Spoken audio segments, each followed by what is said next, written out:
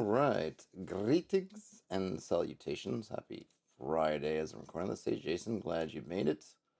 Yeah, this came up. I don't know what I was looking at yesterday when somehow, this got popped into my feed, and I think I saw mentioned that I guess 10-foot pole loved this, and it's free. I think I didn't mention that in my notes or what in my notes. And whenever I post it, I didn't mention that this is free. So that's super nice. I linked to it in the show notes. I'm here at the website One Shot Adventures. I'm not familiar with them. I don't know them, but happy to, since they seem to be doing stuff like this. I will go ahead and read the post, and then I did go ahead and also download the adventure. The links to the adventure are down at the bottom of the web page, so I'll switch over to that in a second. But let's just read through the story here as posted. Oh, wow, look at that. I thought this was something new, but I guess it's just kind of not new, but new to us, new to me. I thought that. All right, so it's from June 2022. So this is a couple years old already. So, I guess I'll just read it. So this is posted by Thalkos. Rebooting an undercooked adventure, the final voyage of Draengr Thar. I've written a lot of adventures for this site over the years, 27 in all. Somehow I also find time to run other adventures too. I recently had a blast running Goodman Games' Tomb of the Savage Kings for Dungeon Crawl Classics, my favorite OSR game, which was only improved by the appearance of a mummy juice elemental, something I never would have come up with myself. Yeah, I don't know that mummy juice elementals. I'm not even sure what mummy juice would be. I tend to think of mummies as not being at all juicy. I think isn't that part of the trick of making the mummies is to extract the juice? But maybe that's the extracted juice that becomes the elemental. I'm not familiar with Tomb of the Savage Kings.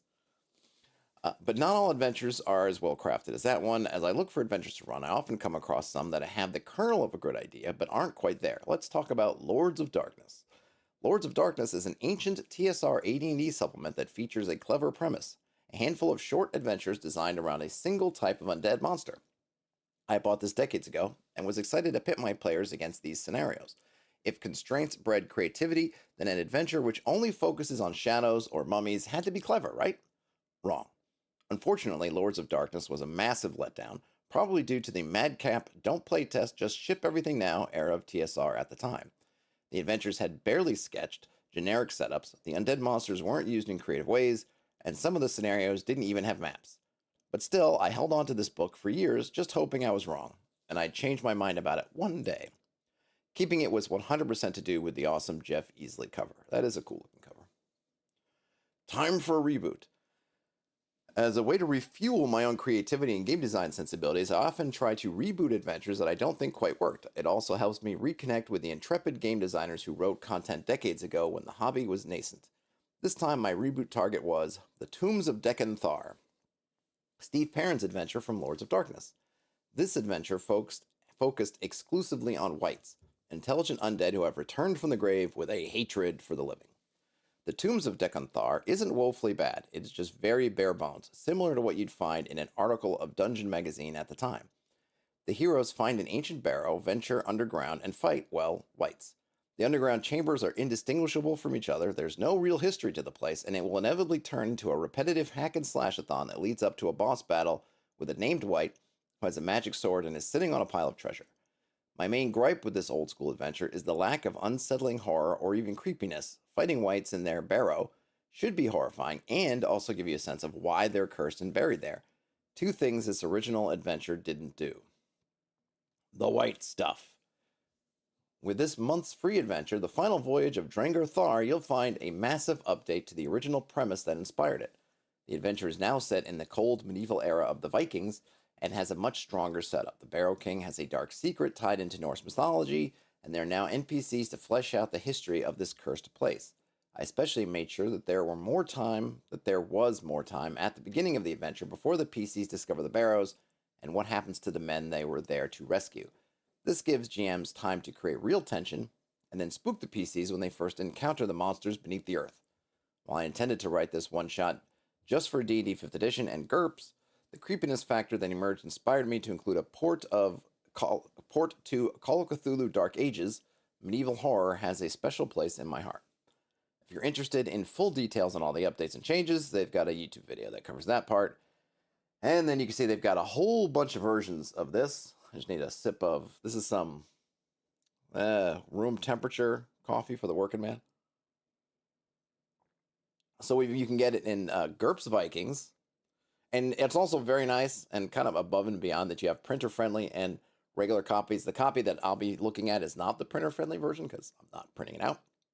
So you got GURPS Vikings, D&D 5e, Call of Cthulhu Dark Ages, OSR, and then on top of that, VTT assets. I don't even see a. Didn't he mention a Dungeon Crawl Classics? I don't see DCC here. So anyway, so there you go. So one, super awesome that they've done this. I'm not familiar with Lords of Darkness. I feel like I've seen this cover before, but I don't think I definitely didn't own it.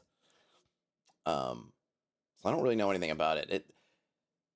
I think that the premise he's talking about here, which is having these adventures that are focused on a particular undead, it's kind of cool, interesting, but I think there's also a lot of room for it to be boring. Because if you only have one undead, it just seems like you're going to end up with, if you're not really thinking about it, if you're really not being creative about it, it's very easy to have a situation where your skeleton adventure is just fighting a bunch of skeletons. Your white adventure is just going fighting a bunch of whites, which isn't the most interesting thing. And I think often with undead, the escalation you get from them is by fighting different sorts as they're kind of ramping up. So you might start with some skeletons in a room, then maybe there's a ghoul or something similar or whatever, and then you kind of get up, and then the white or the mummy or things are kind of at the top. So you kind of get this escalation of undead threat, and you can't have that, or you have to do it differently if you only have the whites. You have to think about, well, if we don't want to have whites in every chamber, what do we throw at them that's not whites? Because we said we're not going to use other undead. So who else is here? But again, I'm not familiar with the original, but it sounds like it's just, a monster, a run of monsters where you're just going to go through and fight a white, go to another room, fight a white, go to another room, fight a white, and then get to a bigger white that you fight at the end. So let us pass over to what they've done with the place. I don't want to close that out. I'm just going to close the book. There we go. So we get to the final voyage of Draengr Thar. And like I said, because I haven't read the original, I think for good and ill, I'm not going to be able to compare it to whatever the original was because I don't know it. At the same time, that's not going to be a barrier for me. Anyhow. All right. So now we get to about the adventure. The final voyage of Draengr Thar is a supernatural horror adventure set in the cold, dark ages of the Vikings, although it can easily be adapted to a fantasy setting. This version for OSR, right, but we got other ones. This adventure takes place in a freezing, lonely inlet many miles north of Bjorgvin, Norway. A group of Vikings are sent to the inlet to find Draengr Thar, a famed raider whose boat was stranded in this land. By the way, this setting makes it feel like it would be really good for Wolves Upon the Coast. You could throw that in there somewhere. Let's see. Okay, a famed raider. Once they arrive, they discover something terrible has happened to the men they seek to rescue. To find them, they must explore the haunted barrows of a lost king. The final voyage of Draengr Thar is suitable for 3 to 5 adventures of levels 3 to 4. The end of the adventure includes pre-generated characters. Okay, that's great. And now we get some more background. Draengr Thar was a compulsive raider. Every season he set out to raid the towns and churches of England, and every season he came back loaded with gold, silver, and valuable captives.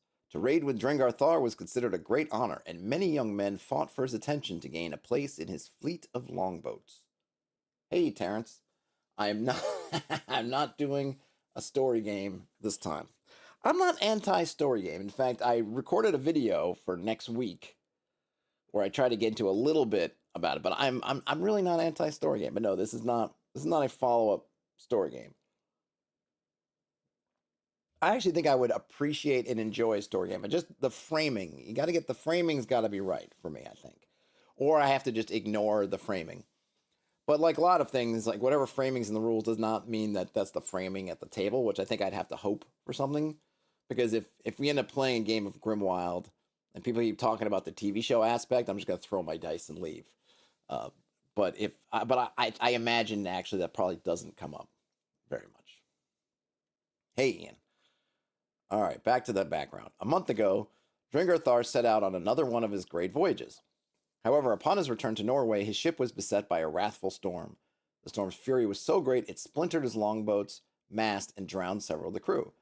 Pushed far off course, Draengr and the survivors finally found shelter in a northern inlet, dozens of miles away from the nearest Viking settlement. Badly wounded, Draengr feared that his begotten treasures would not make it home to his family, so he sent 2 hardy men running down the coast to find aid.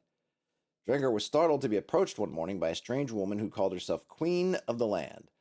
She admonished Draengr to present himself to her king, King Kolbacher, who kept a hunting lodge nearby. Scoffing at the idea that there was a king who lived in the wilderness here, Draengr and his men found the lodge abandoned.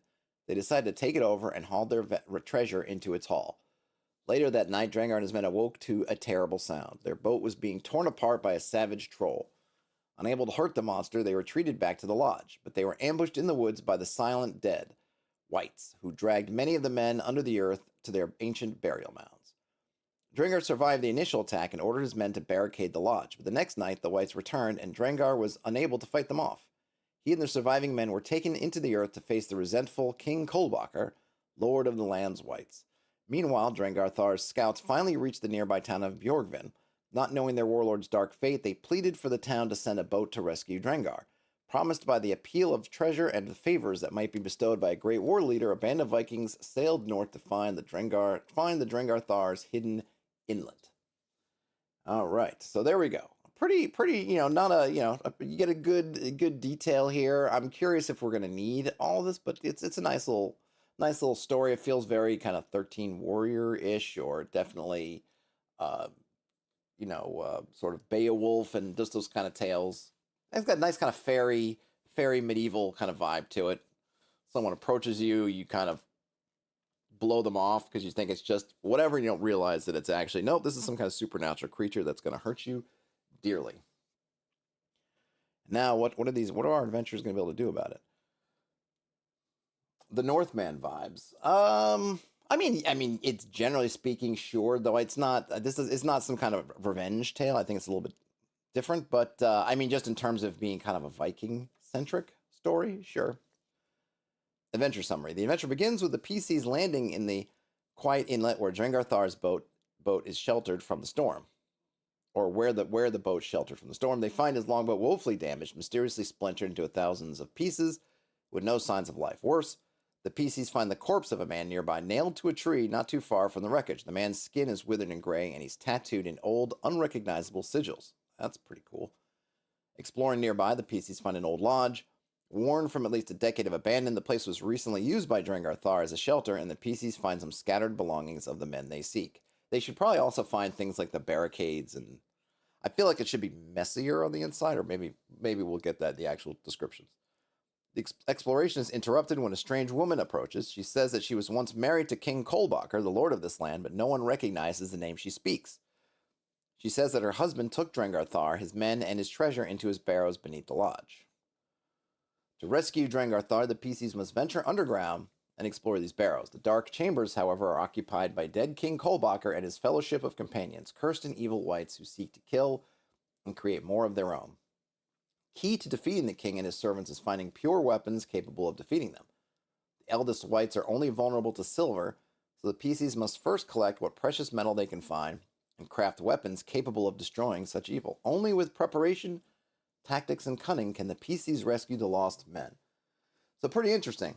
Now, 3rd to 4th level, it's possible some of the PCs might have some silver already, which might put them ahead of the game. But I do like these adventure summaries. I was kind of thinking about this because you have some adventures that I've looked at recently. I'm trying to think of some of the Luke Gearing ones where they're kind of they want to present almost the mystery or the adventure, that kind of discovery of the adventure as you read through it as the GM. So they don't give you any kind of summary, and you read it all through, and it can be kind of like, okay, like you're getting it through, and so you kind of, I don't know if I would recommend not reading it and just running it as you go, but that almost sense that that's kind of how you could do it, or maybe even how you should do it, is just you play it through, the players play it through, and you don't know, and then the players don't know, and you kind of discover it together.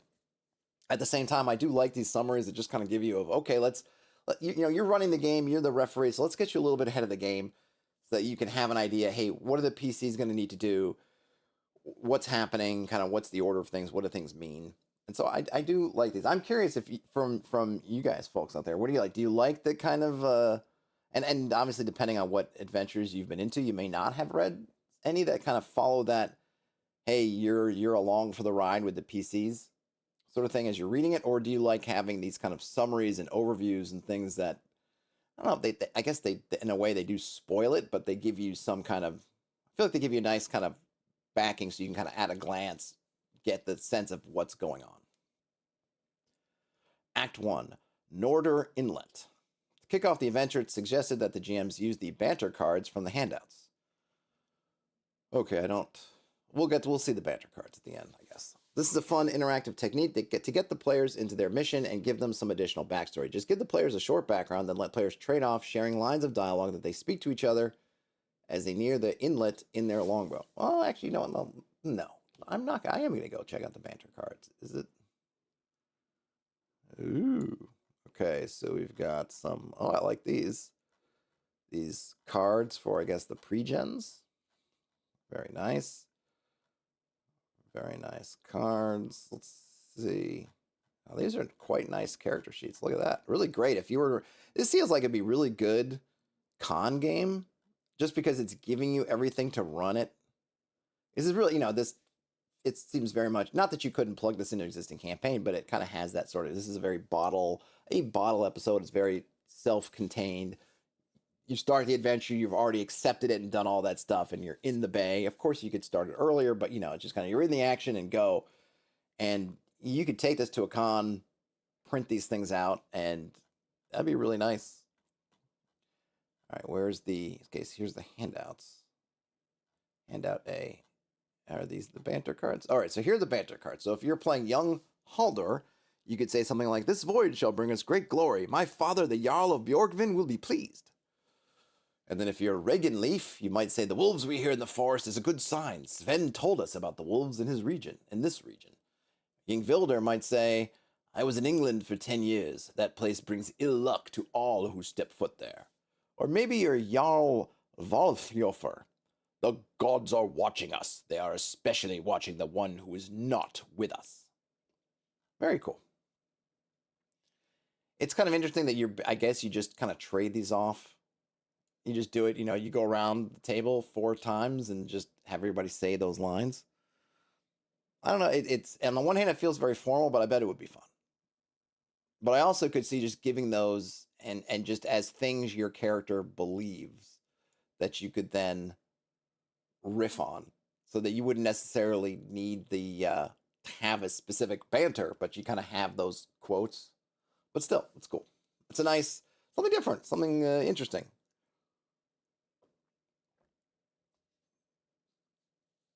Brian says, "I haven't done much that doesn't have a summary. They appreciate it." Yeah, they are good. Jason says, "I try to add it in when they do their perception check or history checks or other checks during gameplay." Terrence says, "My father is the Jarl of Wolfensmarger." Very nice. You could definitely, and Brian Smith says, "Med-lib those up." Yeah, you could. The nice thing about them, it's all about how much time you have. The nice thing with just having them there is, again, in like a con or a gaming shop or something impromptu, you just have it. Otherwise, yeah, you could. If you were doing, if this was kind of the kickoff to a whole campaign, you could even throw them all in a pot and roll them off and say, "Oh, you've got this. Oh, you got this," or whatever kind of thing. You could do a lot of different things with it, but it is a nice tool. Steep forested cliffs line the entrance to Draengr's inlet, obscuring it from view from all but the most eagle-eyed sailors. Presumably, the PCs traveled by a small boat, guided by Sven, one of the young survivors of the original expedition, who remembers its location well. He warns that the entrance narrows considerably, but the PC's boat is smaller than Draengr's longboat and should be able to navigate inland with greater ease. A strength check navigates the cliffs of the inlet. A failure means some minor hull damage as it scrapes rocks on the entrance. I wonder why a strength check. Yeah, it doesn't matter. I don't even think I'd make a check. This won't matter much in the adventure, but any good Viking sailor knows that sailing home with damaged hull can be dangerous, especially should another accident befall the vessel. Okay, so yeah, I might just skip that bit. Sure, but I don't know, those things where it's basically just like you roll a dice to be inconvenient. It's kind of like roll a die to see if you're inconvenienced. Like, I don't know, because there's no choice. This is a check without a choice. If there was some option of you could take the easy way, but it's slow, whatever, the hard way, and then you make a decision, and okay, you take the easy way. I don't know, something could happen, but then your hull isn't damaged, or this way, and that's one thing. But this is just you've showed up. You're just following the adventure. You don't really have any choices to make yet. You haven't been given any decision points, and if somebody roll a strength check or you get hull damage, it just feels a little bit like pass. So I would probably just skip it. After a few tense minutes of sailing through the inlet, the PCs spot the remnants of Draengr's longboat. Surprisingly, the hull is utterly shattered and barely recognizable. Sven remarks that the boat, while grievously damaged, was not left in such a terrible state. There is no obvious sign of life nor treasure near the boat. I think maybe, it said that it was being beaten up by a troll, so I would probably have troll tracks and things, unless the idea that unless we're saying that which is absolutely possible, it could be a rocky kind of beach and tides coming in and out. So maybe just say, any troll footprints, troll prints would have been kind of obliterated by then. But I might want to throw in some troll sign, unless the troll is just, it's kind of background and it's not going to enter into it, because it might be that we're never going to meet that troll. So then I could see why introducing it is just an extra thing that's just going to muddy the waters. We don't want if the idea here, go down into the barrows and beat up the whites. What do we need? We don't need to waste time on the troll if it's basically more or less a dead end. Brian says hull damage would only matter possibly for the second game session, I guess. I mean, it would only matter for whatever the postscript, or if this was not a one shot, but kind of inserted into a campaign or a campaign kickoff, then hull damage might matter. My issue is that you're not making, the players have made no choices, so it's essentially just rolling to see if like I said, roll to see if you did something wrong, but you didn't do anything. You're just rolling a die to see whether your boat's damaged or not. It just doesn't seem, there's no interaction there. You're not asking the PCs anything. Like I said, if there was a choice in which there was no reason to have one, because this is really just prologue. I would even probably start of you've landed at the beach kind of thing. It just seems like it's kind of like if you were doing a one shot and you're like, roll to see if your shield is hurt at the beginning of the adventure. It's like, why?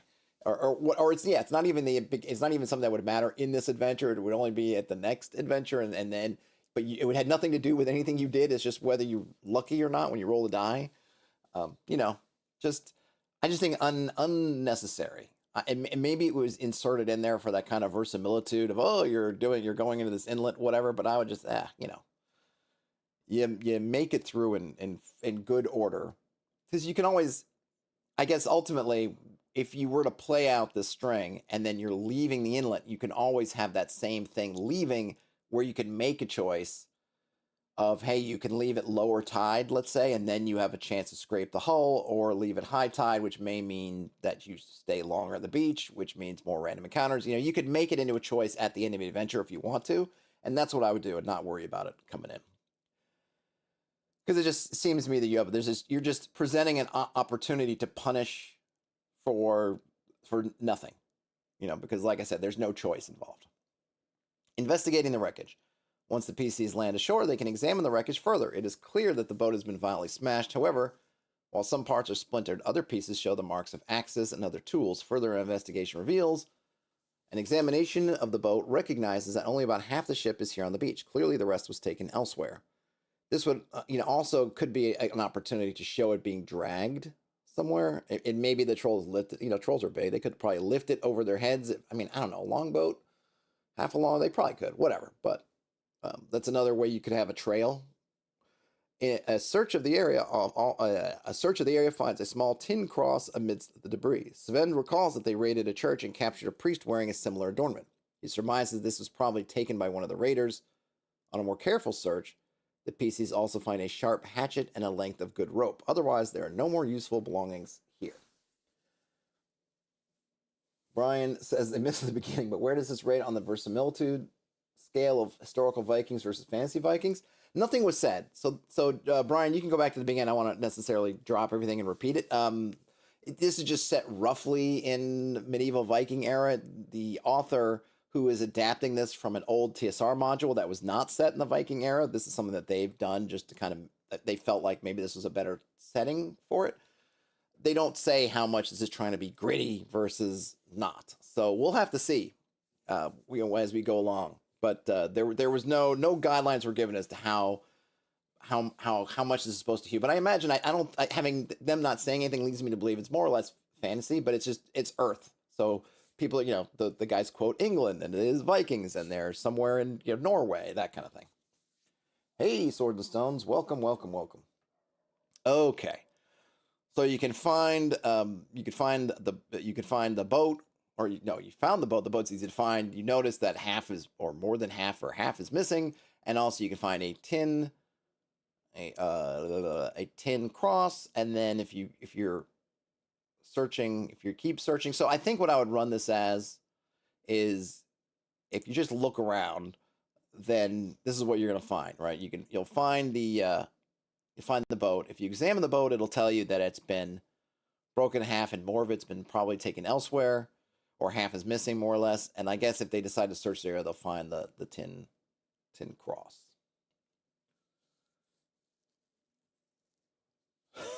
Terrence says the power of suspension of disbelief compels you. Yes, indeed.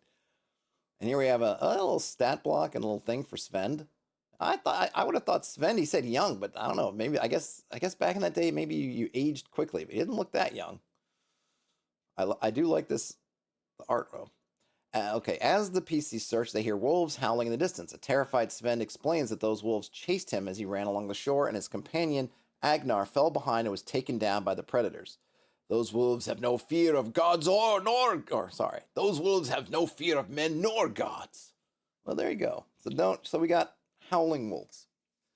I like that you get these little Sven commentary here.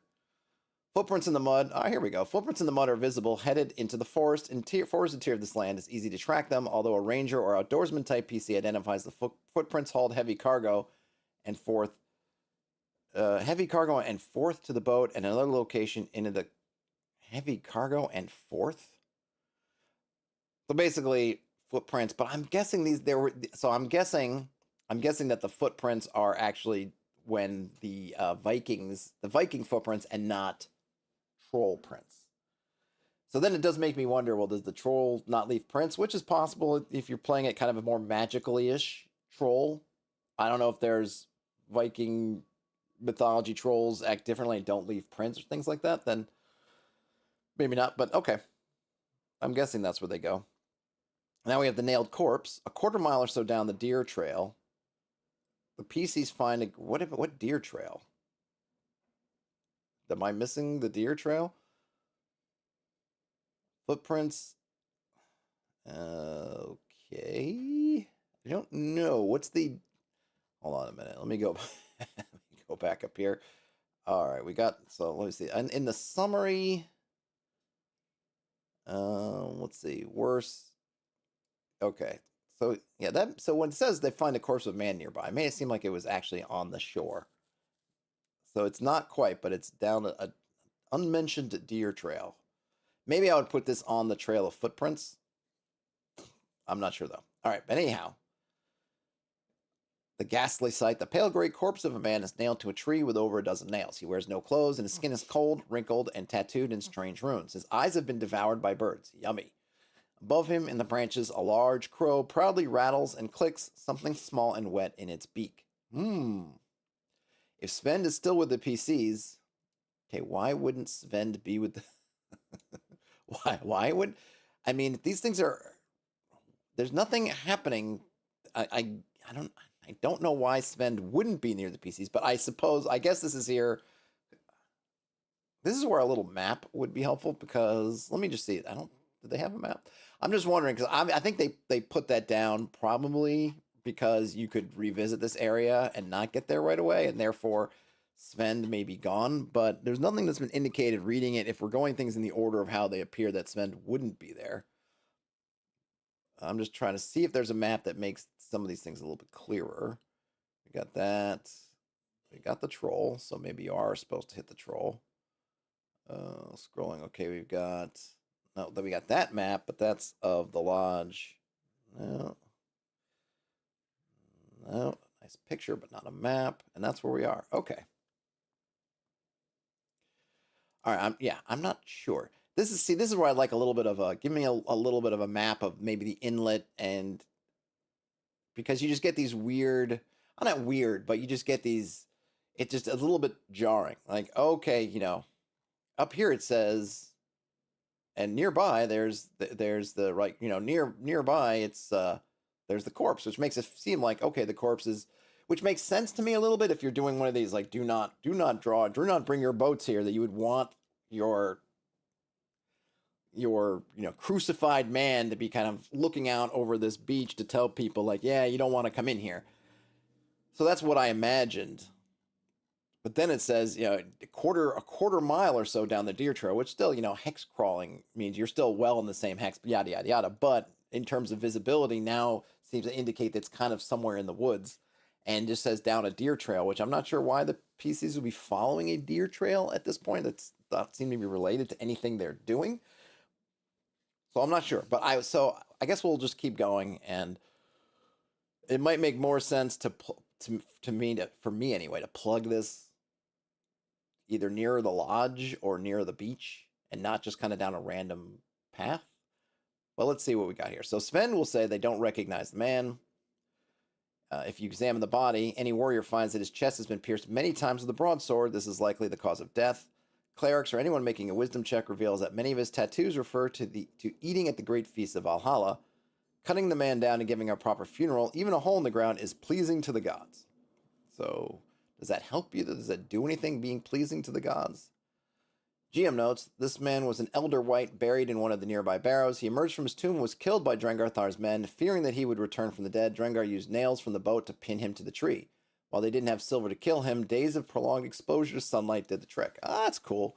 So that's also a nice touch, because this, which I feel like, I guess it's here in the note, but I think the interesting thing to highlight here from a play standpoint is that this is an option.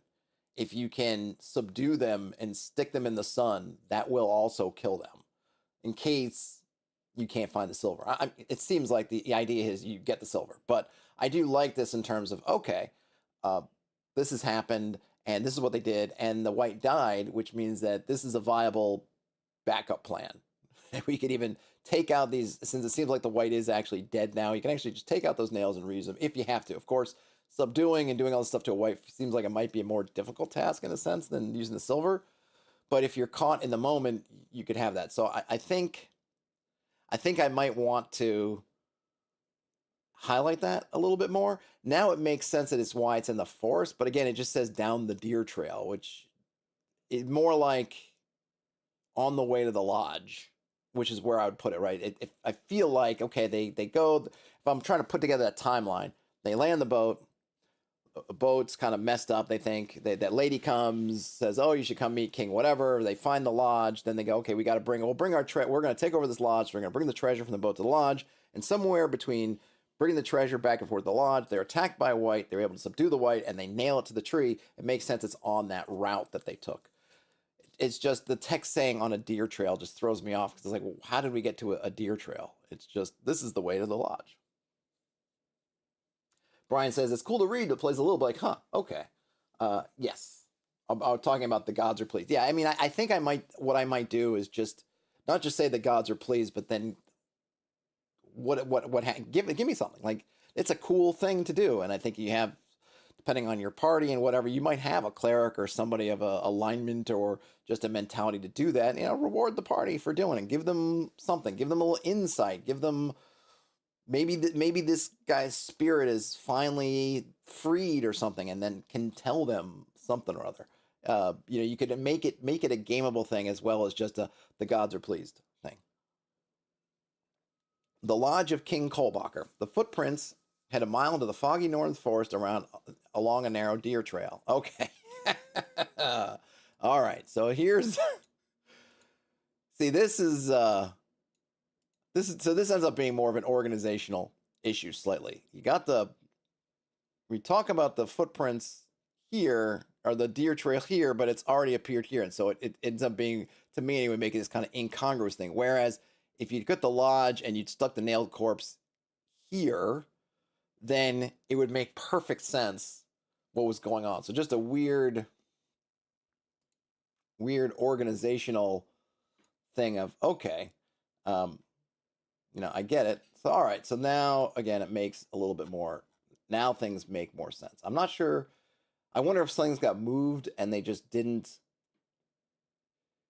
it didn't move the, I think this, I do this all the time. You're mucking around with different kinds of, with how you're laying something out. So you decide to move something, you're kind of going back and forth, say, oh, I'm going to move it over here. This makes more sense. But then you forget that you're referencing something that you haven't actually developed yet. So you're referencing a deer track, and yet you haven't actually mentioned the deer track yet. Deer trail. I never thought that could happen to me. Haha. Yes, Terrence, exactly. All right, so we go through, we get to the large clearing, and the PCs find a large building made of rough-hewn stone blocks and rotted wood. A heap of dirt, grass, and roots acts as a roof to the structure. The place is truly old and has no visible purpose. The building's doorframe is half sunken into the ground, and a piece of Draengr's hull acts as an improvised door propped in place from the inside of the building. All right, this is cool. So it's not your daddy's longhouse. This is a very different kind of longhouse. All right, I got you. Worn lettering is carved in the old wooden lintel above the door. The Lodge of King Kolbacher. Nice. They kind of used as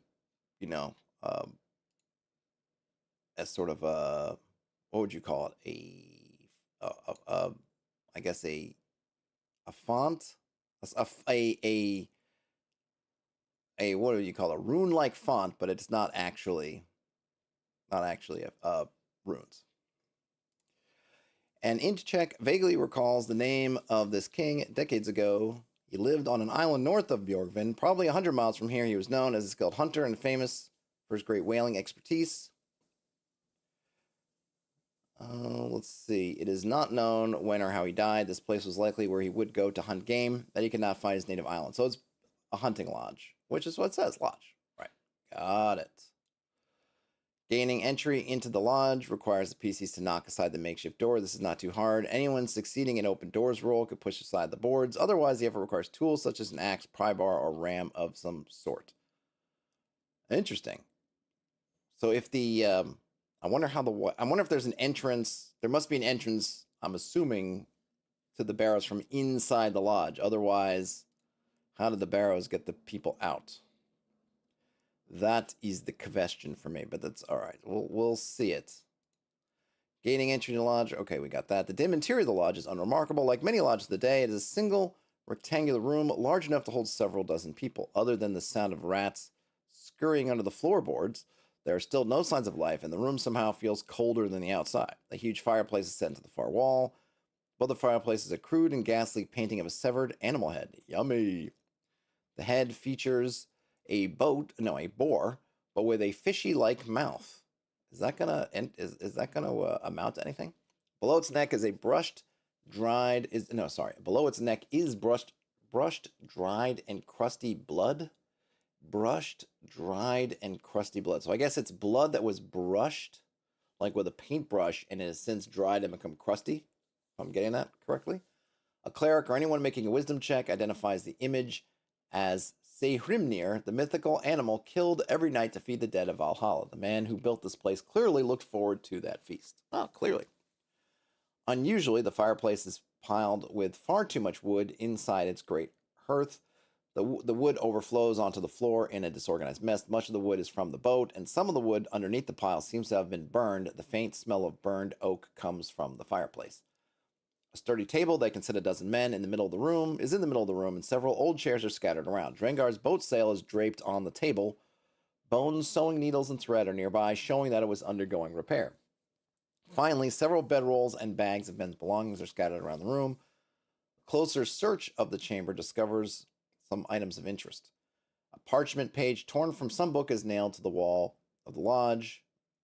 We saw that. We see that in handout A.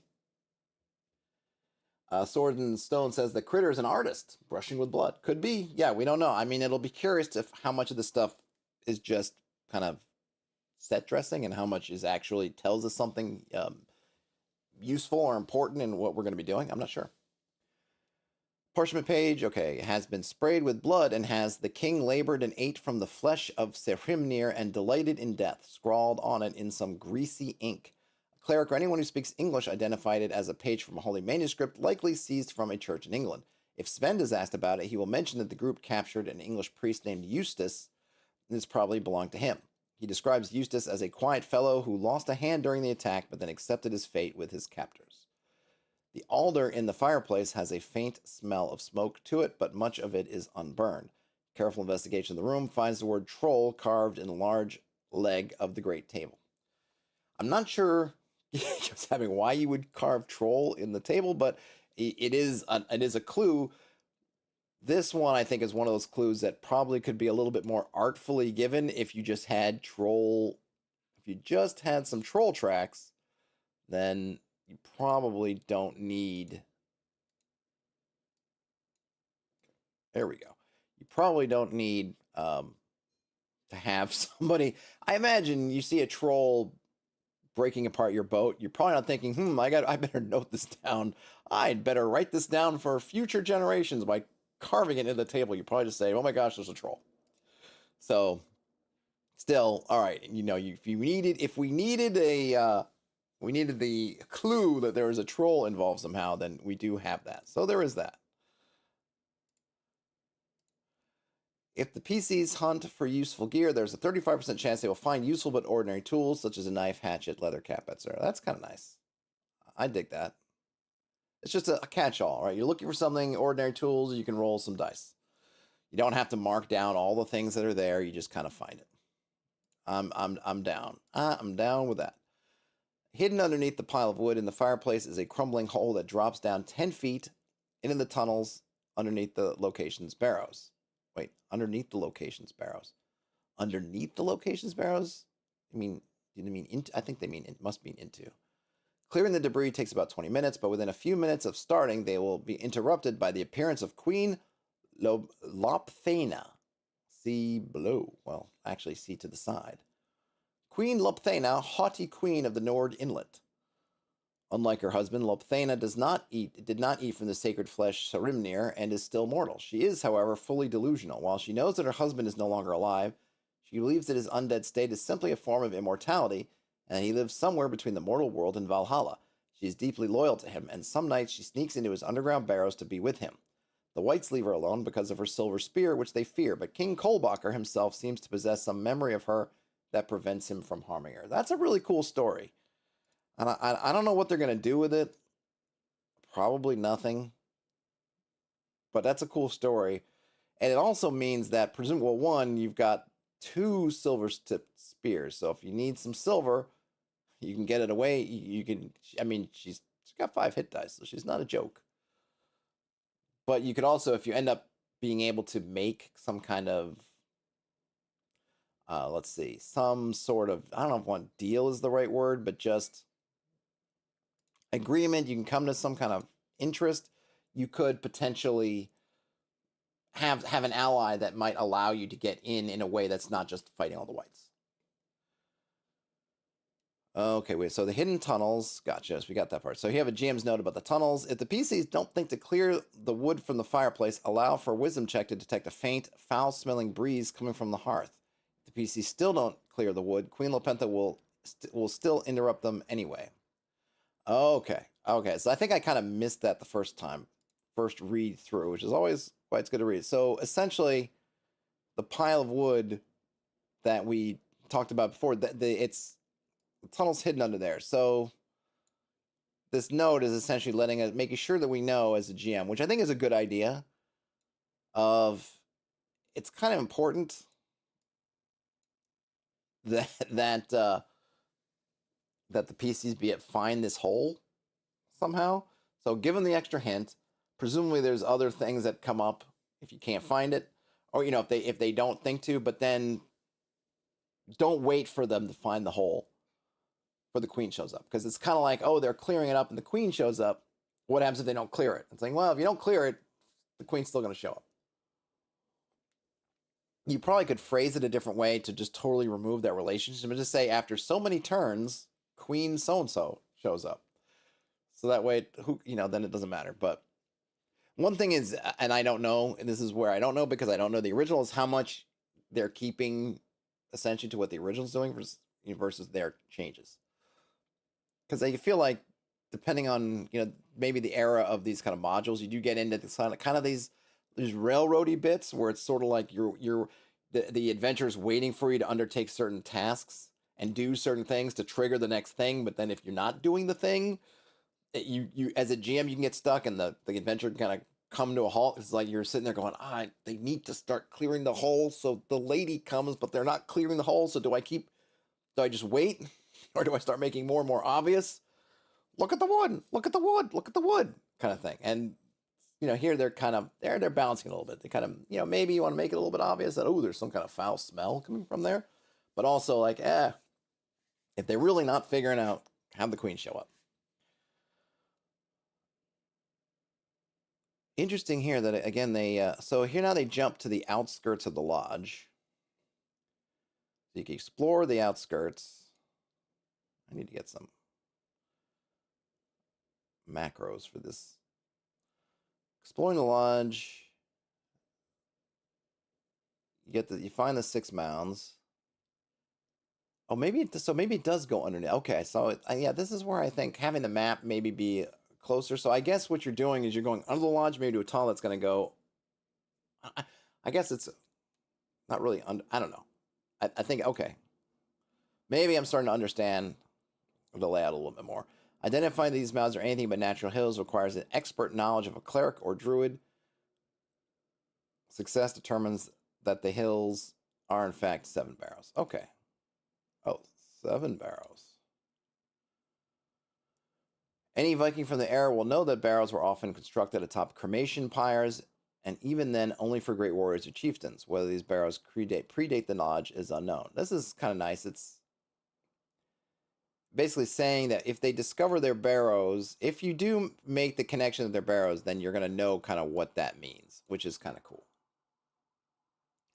Finding the entrance of the barrows takes some time as they are long overgrown with weeds and vines. Each entrance is sealed up by heavy boulders and rocks and looks undisturbed. However, if the PC spend more than a few minutes at the entrance of a barrow, the crows nearby grow agitated. That's a nice touch. The birds caw and croak angrily at those who look to gain entry to the tombs. Unsealing a barrow takes about 4 hours, though several helpers and good tools can reduce this to about 2 hours. This is a nice note. It's something interesting here. I think just maybe the way I want to read this is I wish it was organized a little bit differently and put the lodge outskirts by the lodge stuff, and then so that way you can have the queen, where you introduce the queen here, and instead then looping down. Just, I feel like as you approach the temple, as you approach the lodge, that's where having this outskirt stuff makes the most sense to me organizationally. But it's a small matter, Read the adventure all the way through. That way, if there are places that are organized not to your taste, you can get the full picture. All right, so now we have the queens arriving. When the PCs begin to disturb the fireplace, or not, or if they start to unseal a barrow. Okay, that's good to know, because it's not mentioned. This is not mentioned here. Yeah, this is one of those things. I did again. Look, this is free and somebody's work of love, but I would probably put a note in here because it talks about how the birds start to caw, but it doesn't say the queen shows up. So you want to know if you either one of these actions, either you're doing the wood out inside or you're clearing barrels outside, the queen's showing up. So the queen shows up and says, "Who disturbs my husband's hall?" Emerging from the mist is Queen Lopthana, a woman somewhat older than middle age, but younger than old age. She is dressed in fine but long faded raiments. She carries an old oak spear, which she grips tightly in hand, and has a heavy blood-stained sack over her shoulder. Thick-bodied flies buzz around it. I think I'd probably want to mention that spear has a silver tip. An old oak spear does not seem to me I don't know that that is a completely accurate um, description. Maybe it's waiting for, oh, you have to look closely at the spears. I don't know. I don't know in practice. I've never compared if a silver tipped spear would look vastly different than a steel spear if you were just kind of glancing at it. But I kind of think I'd want to have that tell, because again, it's information. It's the party's still putting things together, and you have the one person who's hanging around here who's not, doesn't seem to be nailed to anything, is living. I think you, now granted, it might be on the PCs to say, well, I want to look closely at her gear, but I think I would just throw them the bone of, you could tell that her spears are coated, even if it's just they have a very bright silvery, the spear points have a really bright, I don't know, sheen to them, brighter than steel. I don't know. I think I'd want to call it out, because it seems to me too useful, too notable a feature not to want to call to. All right. So anyway, she shows up. She was once the king. We already read her background. Who are you that disturbs my husband's hall? She again demands, or I guess the barrows, if they're disturbing the barrows instead. Until the PCs give an adequate explanation of their presence, she will not engage with them on other topics. Once satisfied that the PCs are not there to do her husband harm, Queen Lopthena is willing to haughtily answer a few of their questions. If asked about her husband, King Kolbacher, she reverently explains that he is a great war chief, that he comes from a faraway land to the north, but loves this place the most. He built his lodge to hunt the great beasts of this forest. He has been here many years and has no plans to return to his homeland. The Valkyria have tried to claim him many times, but he is not ready for Valhalla yet. If asked where her husband is, she points to the mounds and says that he has a vast kingdom underground, where he feasts every night with his warriors. On some nights he even invites me, but his men do not like me anymore. They are jealous of our love, she explains. When the topic of Draengr Thar comes up, she scoffs and explains that she met Draengr when his boat ran ashore here. She told him to seek her husband's counsel, man to man, before bringing his men into her husband's lodge for shelter. But Draengr scorned her, threw her to the ground, and took his men into the shelter anyway. She goes on to explain how her husband is a man of great seriousness and does not take lightly to insults.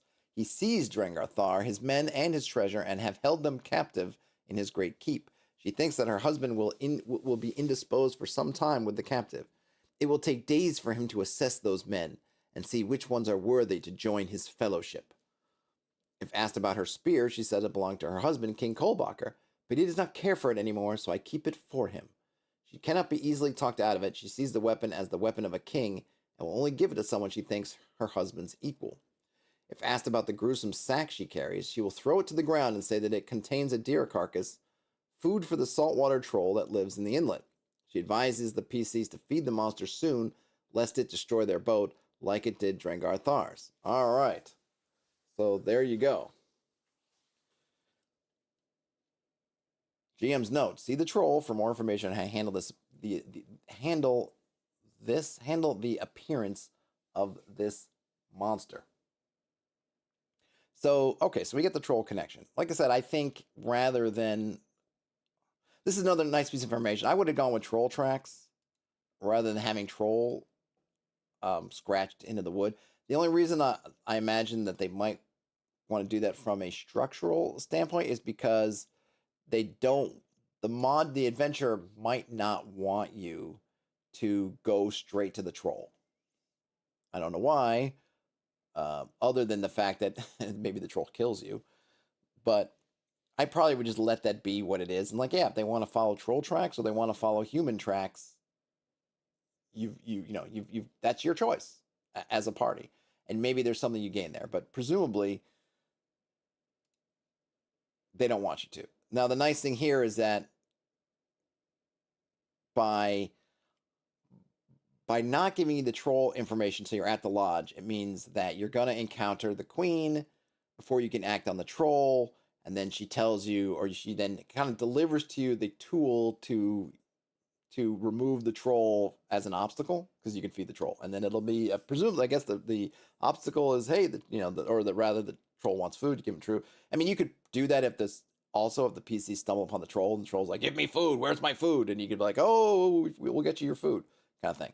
But this is another way to do that. I just think I would probably just lean on the let it be what it is. And if the party wants to go find the troll and then get into troll business, then they can, or if not, it'll come up later. Okay, Lopthana will eventually grow bored of the conversation. She advises the PCs to abandon their quest and return to their home. As her husband is, quote, is done with strangers from faraway lands of late, she will then leave to return to her shelter. If Lopthana is attacked, she defends herself wildly, striking at throats and knees equally. That doesn't really mean anything in a D&D sense, because we don't have attack locations, things like that.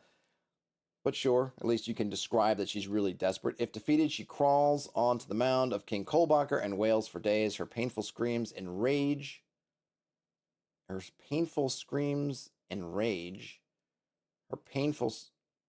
enraged. Okay, I don't know. Anyway, her screams will eventually attract the troll to the lodge. Okay, but that's how long is she going to be screaming for on that mound? 4 days?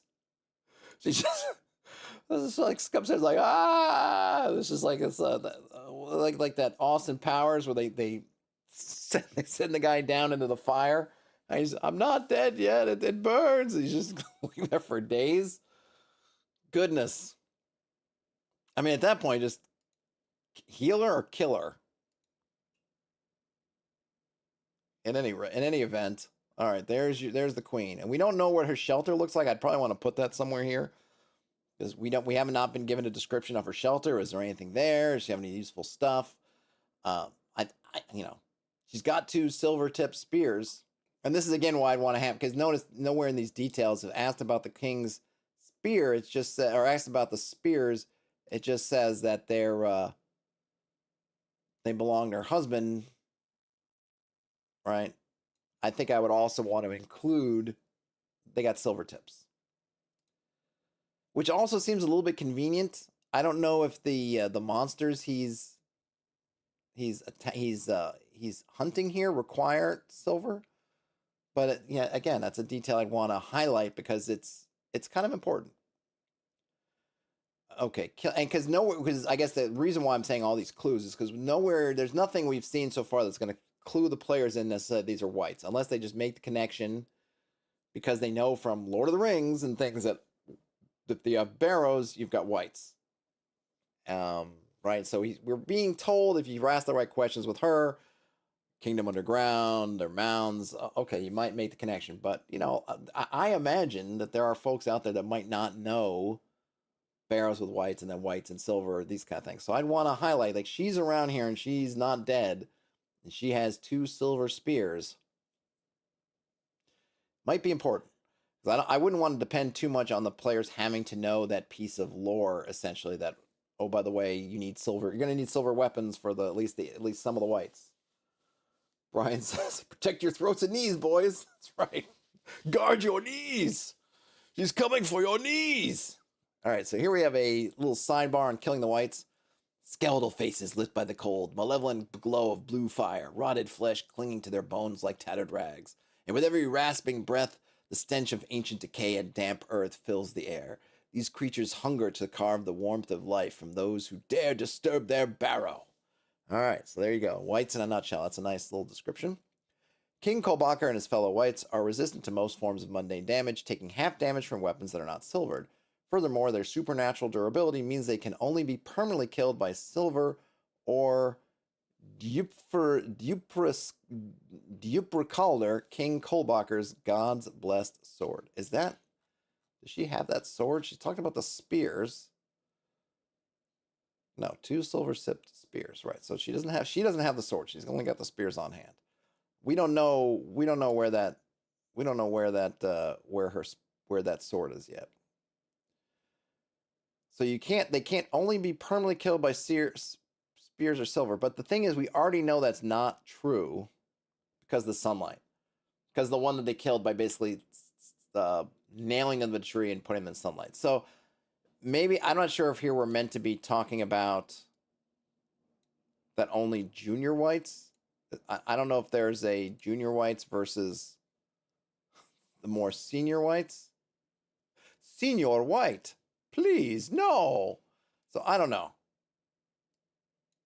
But I think I definitely like that's fine. That's cool. I might also just say like, or extended extended sun, because that's a harder thing to do. But again, if the NPCs were able to do it, then why not have the PCs be able to do it? Did they say anything about it being like it was a new white or some reason why that guy in particular was able to do it? Man, let's see. The man is an elder white. Yes, he's an elder. So yeah, you could definitely kill them with extended sunlight. So I would definitely have that be a thing. You've already established it. Part-time whites. You've already established it. I would absolutely have that be a true method of being able to deal with the whites.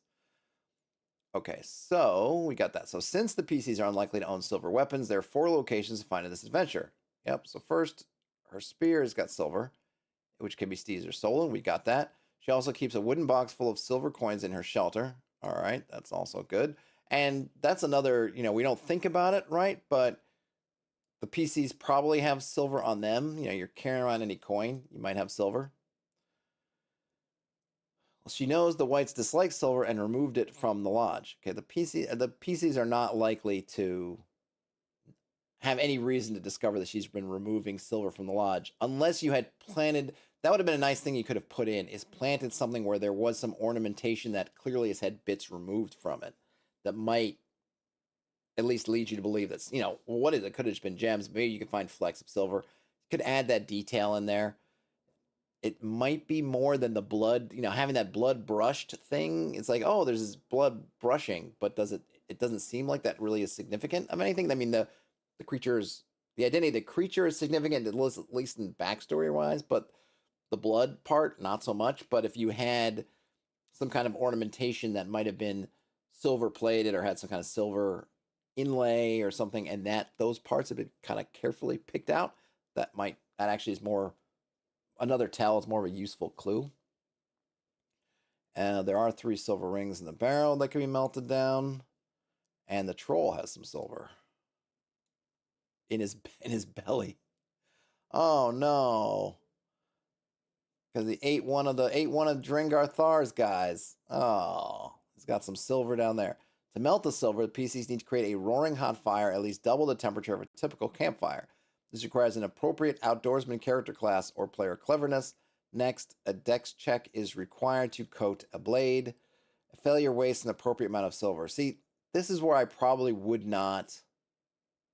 So I get it, you want to make this mechanic. I probably would skip it. You don't have that much silver going, and I don't know how much silver it takes to coat a blade, blah, blah, blah. We're not really told. He just says a failure wastes an appropriate amount of silver, whatever appropriate amount is. I don't know. So we do get here that, let's see, let me get rid of this stuff. So the rings in the barrel or the coins are enough to coat 2 knives or spear tips. The stash of coins has enough to coat 3 larger weapons, such as axes or swords. If the pieces are woefully unlucky, it's suggested the GM add a silver weapon somewhere in the adventure, perhaps in Lopthana's shelter or buried in the troll skull from a battle a year ago. Yeah, see, this is the thing. Like, why, if they're unlucky, I mean, I guess I get it that there's this tension point of, are we going to be able to do this thing? But you kind of have to do it. I mean, I guess you don't have to. If you just get her spears, you could probably give, we don't know how many of the player characters are going to be fighters versus something else, but, you probably want to give everybody silver. Though really, since they're doing half damage from non-silver, you could probably get away with just the spears. But if they are unlucky, which again, it's not really a fault of theirs, it's just they're just rolling. You have to make the silver, and so we're going to add this check onto the silver making, which you kind of have to do. And then we're saying, okay, well then if you just did really badly on those rolls, which again, you might not have somebody with amazing dex or whatever, so it's like, we're just kind of now me as a GM, I'm going to add more silver weapons in there. Then just cut to the chase and say, look, just if you figure it out, if you do the cleverness part, to me, I guess ultimately what I'm saying is I'd much rather just reward the cleverness and say, okay, you're forging them and you're doing it, than add a check which is just a tax of how much silver you waste. So I would just skip the check. Just go with the cleverness, and then get your weapons on. That's kind of how I would do it. Oh, so we do have a note about Lopthaina's shelter here. She lives in a makeshift shelter in some crags about a half a mile from the lodge, far enough away the whites do not come near. Finding her abode is not especially hard. She can be tracked or followed back to her home. And I imagine there's a trail. She's going back and forth all the time. She'll have made a trail. Lopthaina's shelter is a simple construction made out of wood, hide, and an old sail. Although primitive, the place is well crafted. Inside the small abode is a bed of furs, a campfire, and an old wooden box that she uses as a stool. Inside the box are some simple carpentry tools, a carving knife, and a pile of English silver coins. It's a big pile. 500 gold pieces means that you're talking, 5,000 silver coins? That's a lot, which can be melted down and used to fight the whites. Brian says it's kind of built-in mitigation for a forced story point. Yeah, okay, so I really like the fact. Oh, I see that, Brian, about the deer tail. Yeah, I really like the fact that they have. So just going back on the silver for a minute, because I just thought of it. I really like the fact that you're just put in a situation where you have to do. It's one thing you don't get it that much in kind of D&D-ish games, is that kind of almost you have to do some MacGyverism. We need silver weapons. We don't have silver weapons, but we got coins and we got rings. We got other things. All right, and we're going to kind of do this. You can almost see the montage of, right, we're going to scrape together all the silver we can find, and then we're going to get the belt. You have that moment where you see them like picking stuff apart and piling up, and even I could see the guys having to take a ring off their finger, like, oh, grumble, grumble, pull that, or pull a ring out of their beard, or a torque or something, and you're putting in a pile, and then you see everyone going in the carrying firewood back to the lodge, and then someone with the bellows making a really hot flame, and then some kind of cast iron pan or pot, and the silver that's being chunked on there, and it's bubbling and it's melting, and then you see them pouring it over the blades. Like, that kind of stuff is really cool, but you don't really get that in D&D too much, and it's just being like, oh, we just go to town and get silver. We go to get silver weapons or something, right? But I like that, and this adventure is making that more of a thing you're actually doing. You're actually going through those steps. It's not just like, oh, in downtime, we're going to make silvered weapons. Like, no, you're actually doing that. It's cool. I just wouldn't attach the checks to it. I think, to me, the cleverness is enough, unless you had some rolls to say, like, well, how many silvered weapons do you make from this amount of silver kind of thing, which might be interesting. But again, I wouldn't want to just penalize the players just to penalize them. It's like, just say the amounts, or give me, I think what she does is gives like a rough amount of, here's how much different things will do. So the more stuff you get, the more silvered weapons you can make, kind of thing. If anything, if you wanted to be a little bit, you could talk about, well, the silver will last this many engagements before you've basically, because you're just coating it in silver, it's not made of silver, so that you could do like, well, after this many engagements, or roll a die, or if you get a crit miss, then you've broken the silver off of your weapon. Again, it's still kind of random, but it might be a little more interesting. If you want to do the tension bit of, oh my gosh, our silver's flaking off, what do we do? That might be a little bit more, I sense, fun and thematic, and just a little bit less of just kind of a tax at the front. Like, have it be the thing that you're doing, and then work that out. Because then the more silver that they made means the more weapons they have, so that if your sword is flaking off, you still got your dagger that you silvered, kind of thing. Okay. Oh, let's see. So now we get to the burial mounds. Yeah, see, I think I would have liked this map earlier. Also, I wouldn't mind if you had kind of the trail to the beach, trail to the shelter. I might have made a bigger map maybe and had that stuff on there, and then put this more up front so I could kind of get a lay of the land. In any case, we get it now. So we have some tunnels, and then we have the main mounds, and it looks like there's some tunnels kind of go in and out and sort of connect. Kind of cool. I like how the trees I think I'm imagining these are trees, are sort of stamped in there. It's a nice. A nice little map. There are 7 mounds, each covered with tawny, mostly dead grass. All the entrances to the mounds are sealed with heavy rocks. It would take at least half a day for a crew of well-equipped, strong men to unseal one of the mounds. The southwesternmost mound, which would be number 3. I'm going to zoom out here a little bit. There we go. Okay, so number 3 has a disturbed entrance. A dozen or so large rocks have been pulled from its entry tunnel. The tomb robbers, however, did not get very far before they gave up on the work. There's old dried blood spattered on some of the disturbed rocks. So that's a nice touch. So it does give you, you probably have to still do some work to get in there, but this gives you an easier path in if you want to do that route, as opposed to either going from the lodge or digging out one of these other ones completely. The centermost lodge, the center northern mound, aka number 4, can be entered via a small worm-ridden hole in its top. Finding this entrance is difficult as it is covered with grass and other shallow-rooted plants. Only a careful search will find this entrance. Squeezing down the hole 10 feet down into the mound itself requires stripping off armor and equipment, and even then, only a small person, strength 12 or less, can achieve the maneuver. Interesting that they equate that, the smallness to strength. Does everyone do that? Does everyone look at a strong person? They've got to be the biggest one. I kind of look at, it's kind of interesting too, right? Because it could be strength, could be con. In any case, all right. So you got to be a smaller person, because someone who's not strong doesn't have to be small, but you know, whatever. I would just maybe say a small person, but that's fine. Brian wants to know if the blood was brushed on. I don't know. All right, let's switching here to blood orange tangerine spindrift for the working man. Unknown on how the blood was applied to the rocks. I do like that. You know, it is nice. So basically we have 3 ways in here. We have the entrance from the lodge. We've got the partial doorway here, and we have on the roof here, and of course you can dig out these other ones.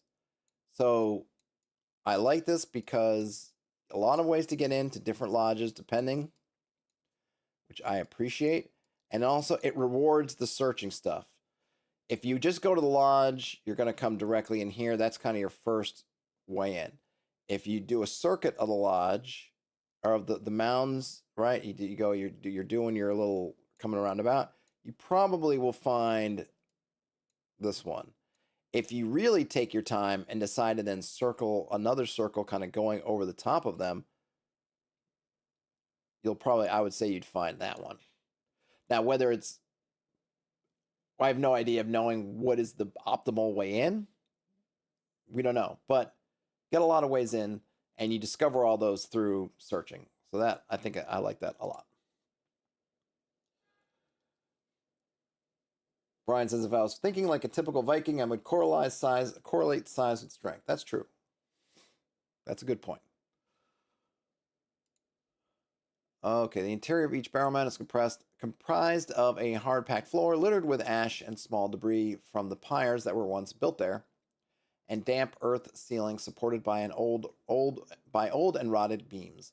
The mounds are all connected by dark, snake-like tunnels that have been dug by the white inhabitants, clawed out of the hard earth with sharp nails. Tunnels are barely large enough for 2 men to walk side by side and infested with rodents. Gross. All right, that's the barrows. As for the whites, a dozen or so whites, including King Kolbacher himself, inhabit the mounds. Most of the whites are remnants from Draengr's crew. They are weaker servant whites, as they have not fully evolved into their undead nature. In a few days, they will lose the last shred of their original personality and be consumed by the spirit of one of Kolbacher's old companions that was buried in these barrows. Until that happens, Until that happens, these creatures fear King Kolbacher and shy away from him unless he gives them orders. As a result, the PCs will likely encounter some of these servant whites in the halls here, perhaps along with an elder white or 2. The GM should include a small group or 2 in one of the earlier rooms and leave the rest in the amped chamber in Area 8. Okay. The GM should include a small group or 2 in one of the earlier rooms. that leave the rest in the antechamber in area 8. Okay, so that's area 8. All right. The rest of the whites are King Kolbacher's companions from his old court. These elder whites are powerful and frightening creatures of death, loyal to their king and intelligent enough to deploy clever tactics. The elder whites stay near their king and can likely be found in the final chamber, number 9. That's over there. Here they have dragged the last of Draengr Thar's survivors, including Draengr Thar himself, in order to infuse their dying bodies with the spirits of Kolbacher's old companions, effectively transforming them into more whites. The whites stay in the barrows during the day. They do not like sunlight, and it will kill them in time. However, it might, at night, some elder whites creep out from the barrow to find new victims, typically using either coming through the hole in the fireplace or via the hidden exit atop Mound 4. If all entrances are blocked, the whites will dig new exits. But then, all right. Yeah, there's a little bit of an issue I see. So something doesn't totally make sense. If the whites are actively using the... Okay, so here's my... I don't say the issue. Here's my thing. There's wood here that's covering up this entrance. And the party's got to clear this entrance to get in here. But if the whites are actively coming in and out, the wood would be cleared. Because remember, when the party gets here, there are no survivors. There's nobody here. I would imagine if you stuck some PC here, and yeah, I could see that somebody survived and they blocked this up. Because it makes sense. You've watched these whites come out, get all your guys, and carry them away. You probably thinks, if you're not going to rescue them, I'm going to block the heck out of this. Like, that makes sense to me. It does not make sense that the whites are somehow going back in and then sealing this up behind them. It makes no sense. So a little bit of a plot hole there, and I could see why they've done it. So again, the reason why you make this plot hole the way it is because you want the party to encounter that queen lady first. If this is open, I guess it's open, the PCs are liable to just go straight in. Oh, look, there's a hole in the ground. It's obvious that's where everybody else, let's just go. However, the adventure wants that queen to come over and show up. So you have to put a barrier here to prevent the party from just marching down in there. So what do? You block it off so that, the queen shows up. Now, you could probably avoid this by having the queen show up as soon as the party enters the lodge, just to have the queen come up. It doesn't matter necessarily, I don't think, if the party has a chance to inspect the lodge before, during, or after the queen shows up. And then, you could even have, as you see the hole, and then you're describing the hole, and then, here comes the queen. I would probably do something like that. Because it's just a weird thing. It may be that the party never really thinks about it, but it's a little bit odd to me. Like, okay, are the whites are cleaning up behind them? They're putting the wood back in place. It just no reason for them to do that at all. All right. So then we've got a note. Adjust GM's note. Adjust the number of whites based on the number of PCs. Typically 2 servant whites per PC and 1 elder white per 2 PCs is about right. Although experienced players can probably handle a few more. Okay, so it doesn't. I'm wondering, because these notes about where the whites maybe are in this stuff, are they not? Are we not having any set encounters for the whites? I haven't seen any, roll when you're in the tunnels, roll wandering creature checks. So I'm not sure yet. I guess we'll have to read on. So 1, tunnels of the dead. 3 fresh corpses are shoved in these tunnels. Their bodies inhabited, I think, by pale white. By pale white worms. These young men were once part of Draengr's crew. 2 of the men have broken arms, the result of Draengr's mast splitting. The third has grievous wounds from a fight on his skull. They have been stripped of all their valuables. These men were killed by the whites, deemed unworthy for joining King Kolbacher due to their injuries, and left here to rot. So that's kind of a cool touch, and I guess you get a little bit of, we get some, I guess, a little bit of detailing here, right? They've been stripped.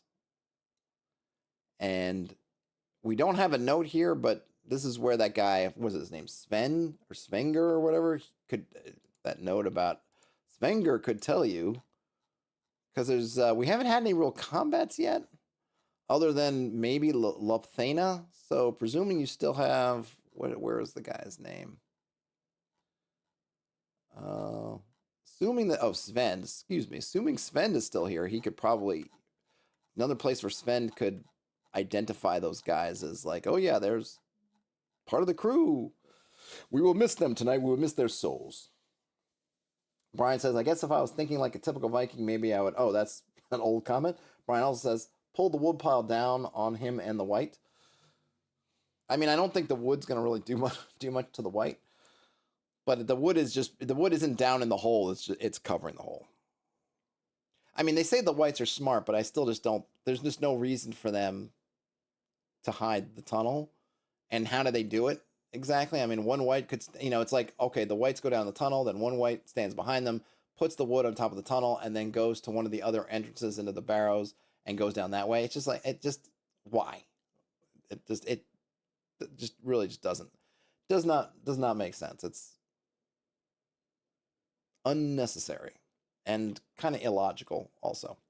All right, so now we get to Vicar Eustace. I kind of like Victor. Vicar Eustace. A dying young English monk is crumpled on the floor of this chamber. He is breathing, but unconscious. Black marks around his neck show that he was recently strangled. Nice. You notice he's been recently strangled. His left hand is severed and wrapped in bloody bandages. For whatever reason, the whites left him to die rather than take him to their hall with their other captives. Well, here's the thing. Like, well, why for whatever reason? Why not make a reason? So these men were deemed unworthy due to their injuries. Doesn't it make sense that since this guy is missing a hand, that maybe that's why he was left here?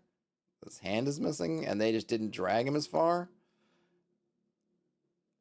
Or you could say, well, why didn't they just drag him as far? It's a weird thing, right? He's been strangled but not strangled to death. So they throttled him and then decided to stop. But for no particular reason, just like, he's unconscious, he's good. But we're not going to take him to where we took the other guys. We're just going to leave him right here. I mean, sure.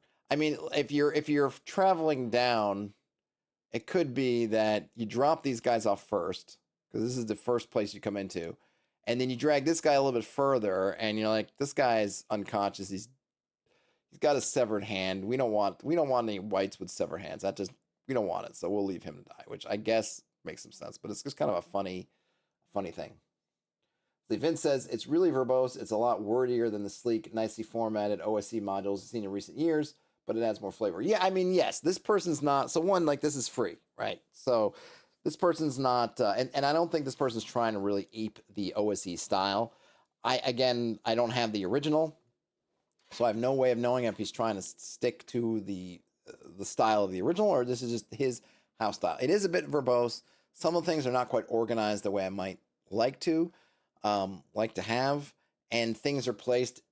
There's some questionable, not to say questionable, like why this guy's here instead of there, like why, do whatever, but I don't know if this is a retelling of an existing adventure, and I don't have experience with an existing adventure to say that this is a deliberate change versus this is something that's deliberately left the same, or if it's just like, weird. Yeah, Terrence mentions here, yeah. Vicar just took a light strangling, that's all. Very light strangling. If tended to, Eustace awakens enough to gasp and mumble. He repeats, "You have tried us, O God. You have refined us as silver is refined," again and again. Which I guess is to tell you, here's your note, silver.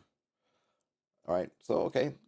Let's see. Only if he is removed from the mounds and treated with bandaging will he become clear-headed enough to talk to the PC some more and tell his story. And the story of why do I keep getting on about? So the story of Eustace is he was captured during a raid. His hand was severed when he tried shutting the church doors against the Viking raiders. Once he was taken aboard the Viking ship, he resigned himself to his fate and resolved to show his captors his bravery. Draengr respected Eustace and treated him reasonably. When they reached the inlet, Eustace advised Draengr they should not trust Queen Lapthena and that she was likely a witch.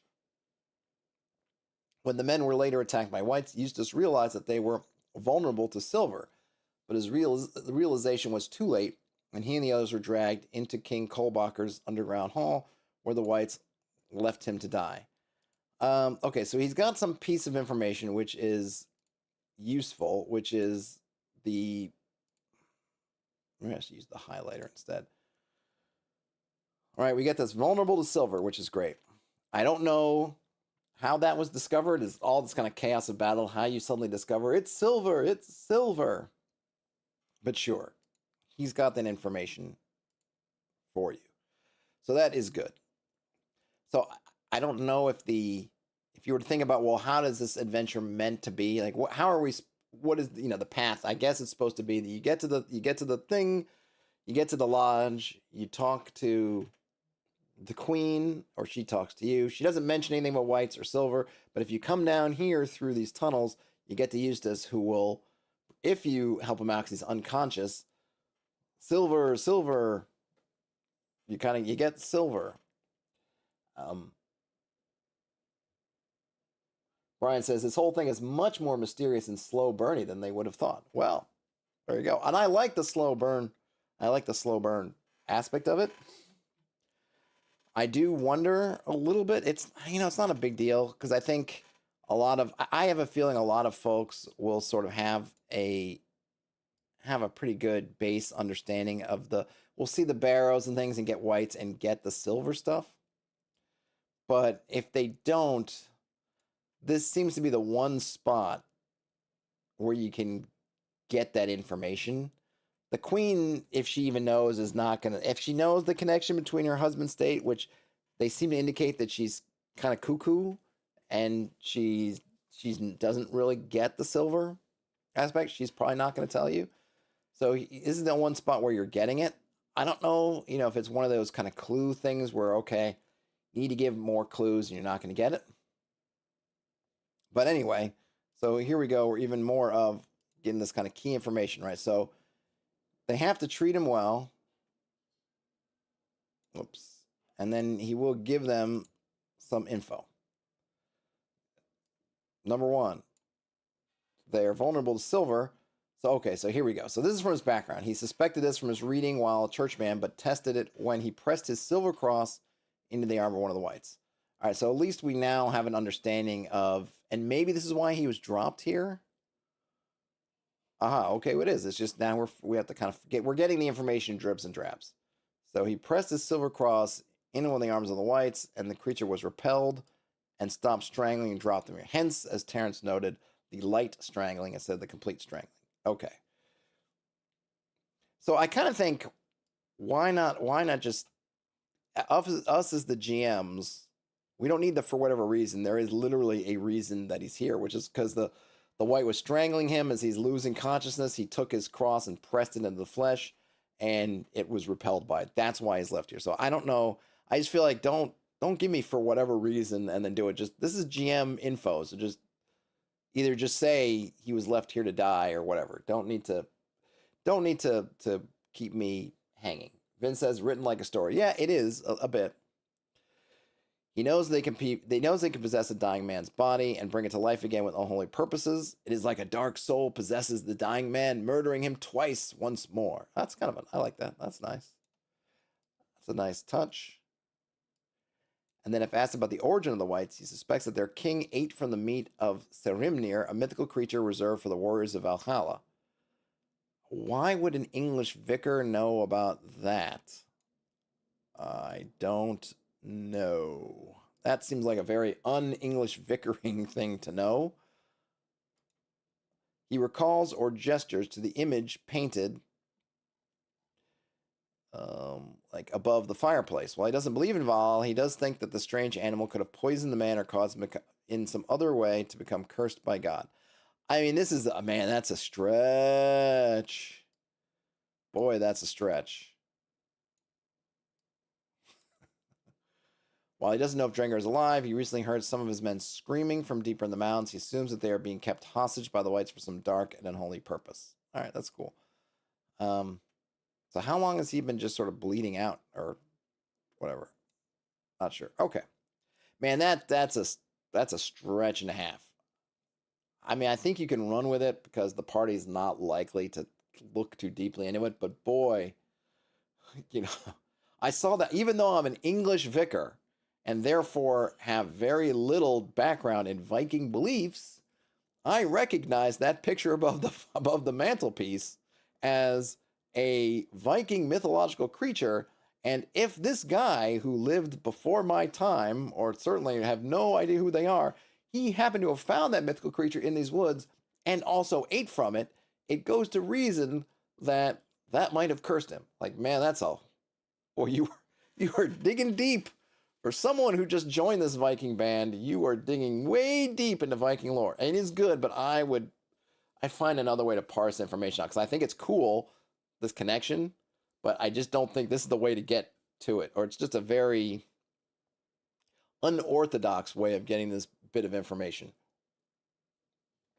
And the other thing is too,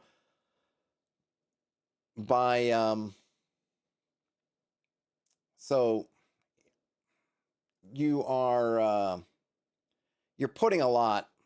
I guess ultimately something I'd want to kind of give a fix for this is you're putting a lot on the hands of Vicar Eustace.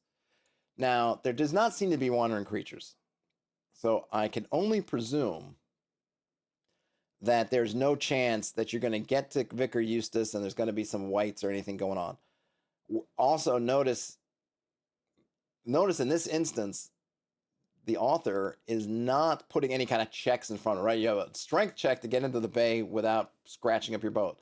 Dex check to not waste silver tending weapons. Here,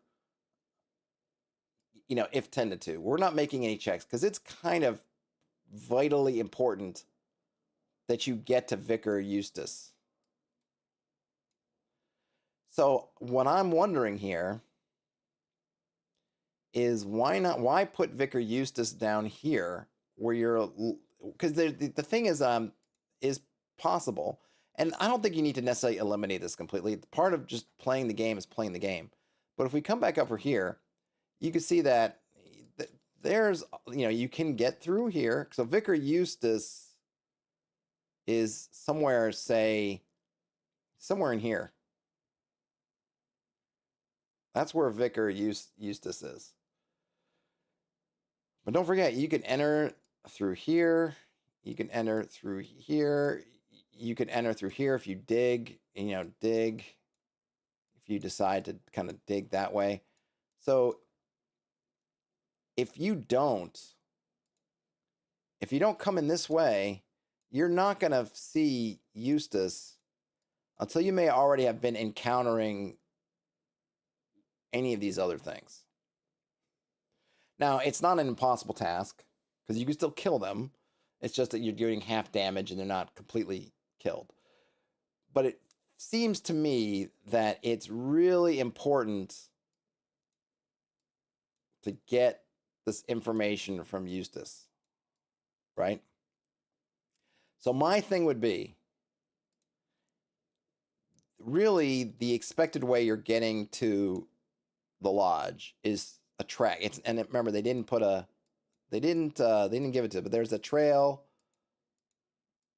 that leads you. Let me do that again. There's a trail that leads to the lodge. And that trail is what you're supposed to be. You're supposed to be following this trail to get there. Put Eustace out here somewhere. And just have it be that he instead of him being dragged down here and then fighting off the white, have it be that it was in here that he fought off the white and he dragged himself out there. Now, the queen, she just might be avoiding him because he didn't listen to her. She doesn't seem to be about killing people.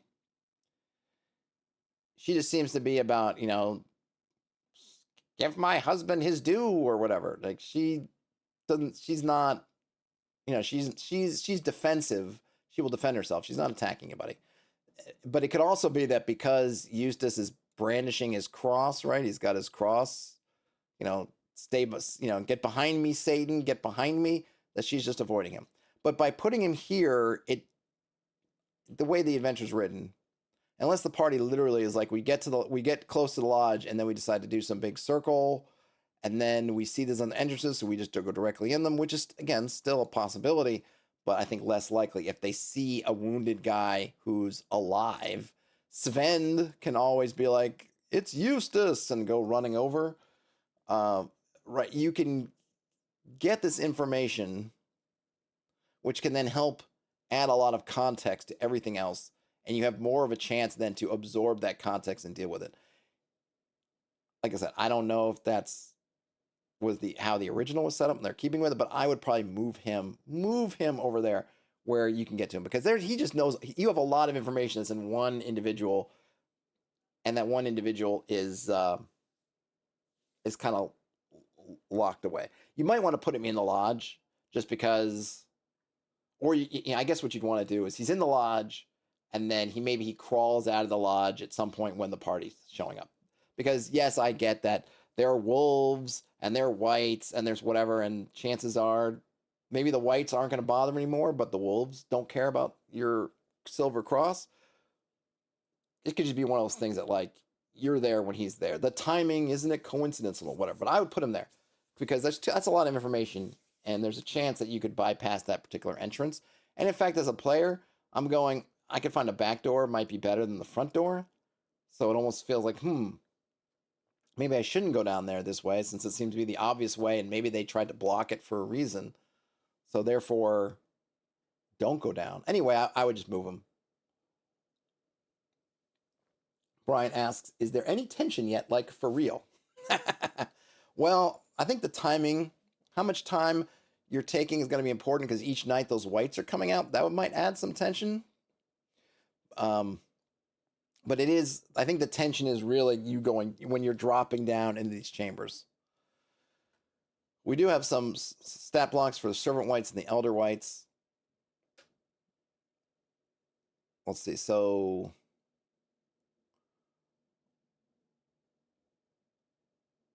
there's not that much difference between them. I mean, Thaco 18, Elder White's Thaco is 17, so this is +2 versus +1. They all have 12 morale, which is interesting. I might drop the servant morale down. 12 just means they're I guess because they're undead, but they're kind of semi-intelligent undead. I would have their morale be lower. I would drop that morale. The Elder Whites, that's fine. Armor class 7s, it's only got one more hit die. All right, 2 versus 3. Life chill, save paralysis, or be paralyzed by 1 minute due to the horrible chilling pains coming from inside their skull. The target can repeat the saving throw at the end of each round. That's fine. So they have a chill, so that's kind of cool. So they just have this chilling effect, whereas the Elder Whites have a drain. These servant whites do not have the resistance to mundane damage. Let's see, are these guys, they're immune to effects that affect living creatures. That's fine too. So so that's cool. So you get some differentiation between them. Max says the tension also comes from the narration or description at each scene. Yeah, it's going to be a lot how you set it up. But I think the thing is that we're not getting from this, which you probably would add in, is how much resources did the party bring around them in terms of food and stuff like that. And it would be interesting. You could play with, which I might want to do, is add in some effects to your food, right? Because you're on an expedition. You came by this small boat.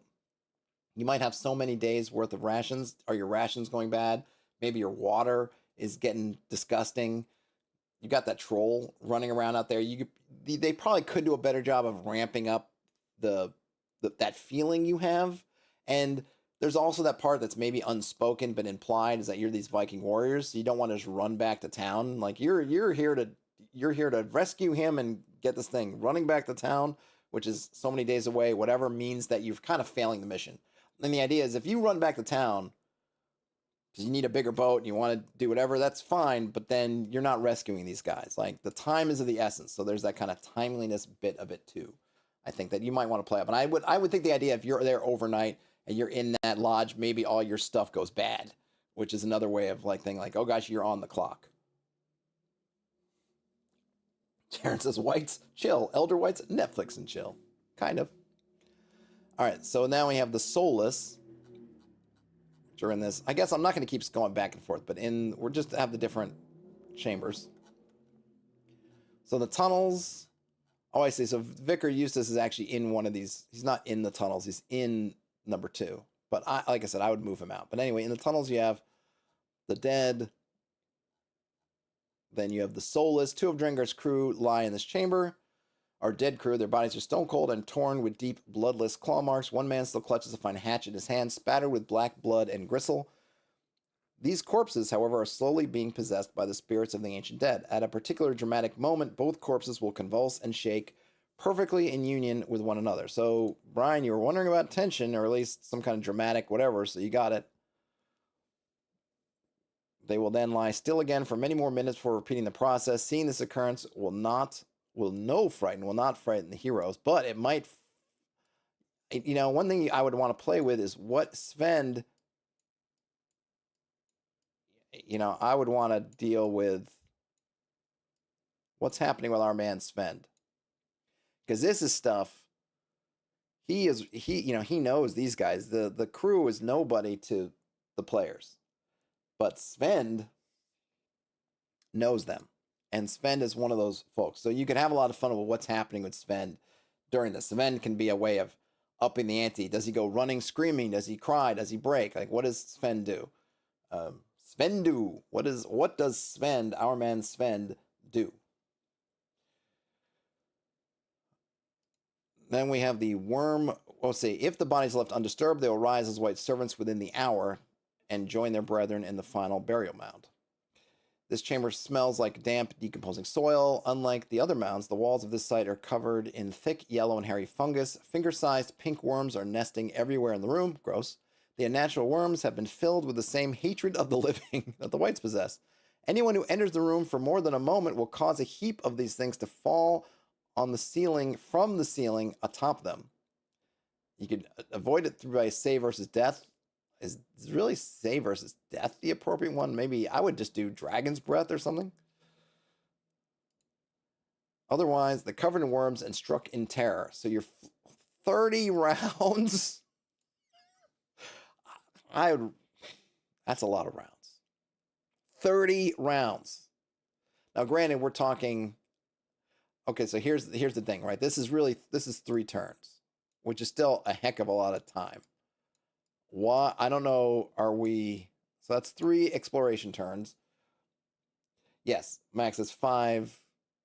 Oh no, right. Sorry, 30 rounds. Right. It's actually it's half of a turn. Sorry, I was thinking.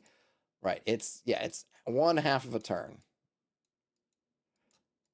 But my problem here, and not my problem, is you're probably not running in combat.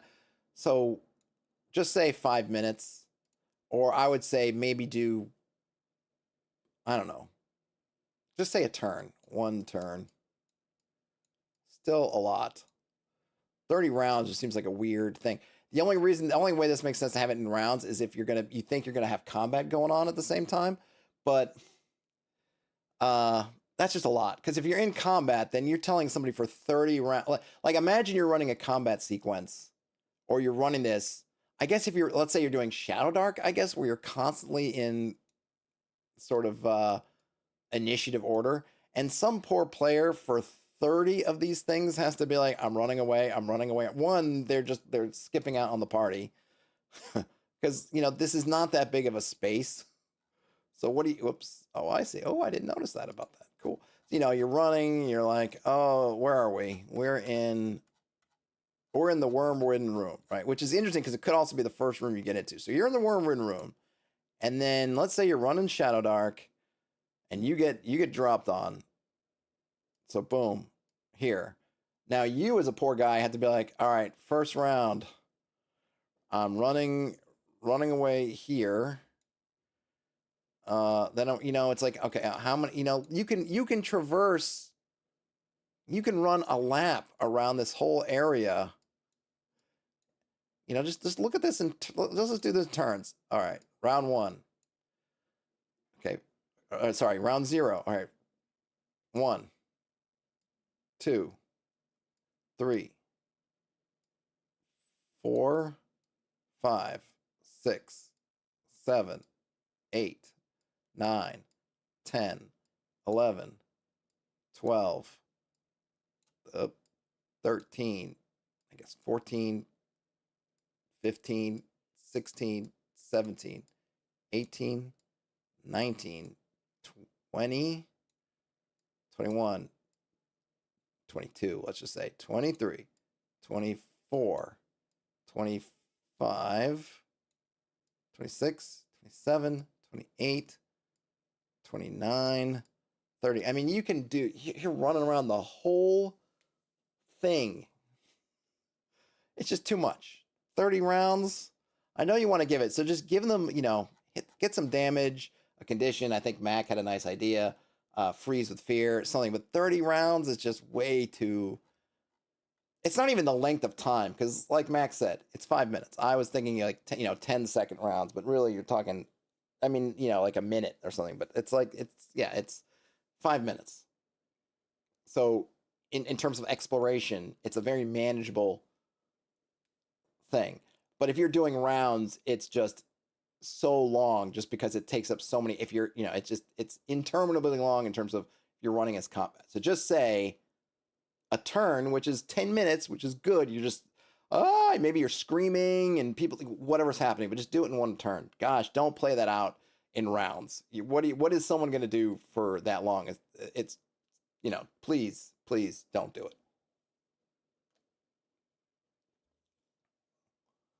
A one-player run from worms.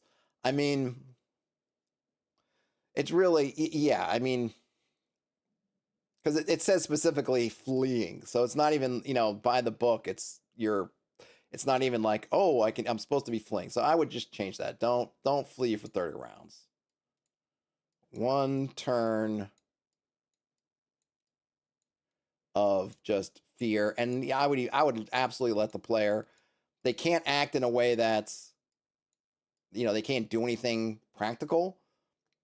Look, this is where I would just let people role play this thing out. You've had these gross finger-sized, a blanket of finger-sized pink worms has dropped on you from the ceiling. They smell of rot and death, and you can feel just hatred emanating from their little bodies as they're squirming, getting in your nose, your mouth, whatever. And that's like, how do you respond? Like, what? You have such a fear because you've failed your save. So you roll the save, and I guess that's where the death comes in, is just whatever I was thinking in terms of actually just jumping out of the way so that you don't get them falling on you. But whatever, like, how do you respond? And they might run, which is totally fair. And then you can run and roll some random stuff for where they end. I would just probably roll a die. But to say it in rounds, like you're going to be playing out those rounds, that's crazy. Crazy. Don't do it. Brian says, this feels like the tone is trying to be, if you lose your mind in here, you're going to die quick. Yeah, right. So you could even have that. Like, you're going to run, and then whites are there. Something like that. Yes, do that. But just don't make them play out 30 rounds.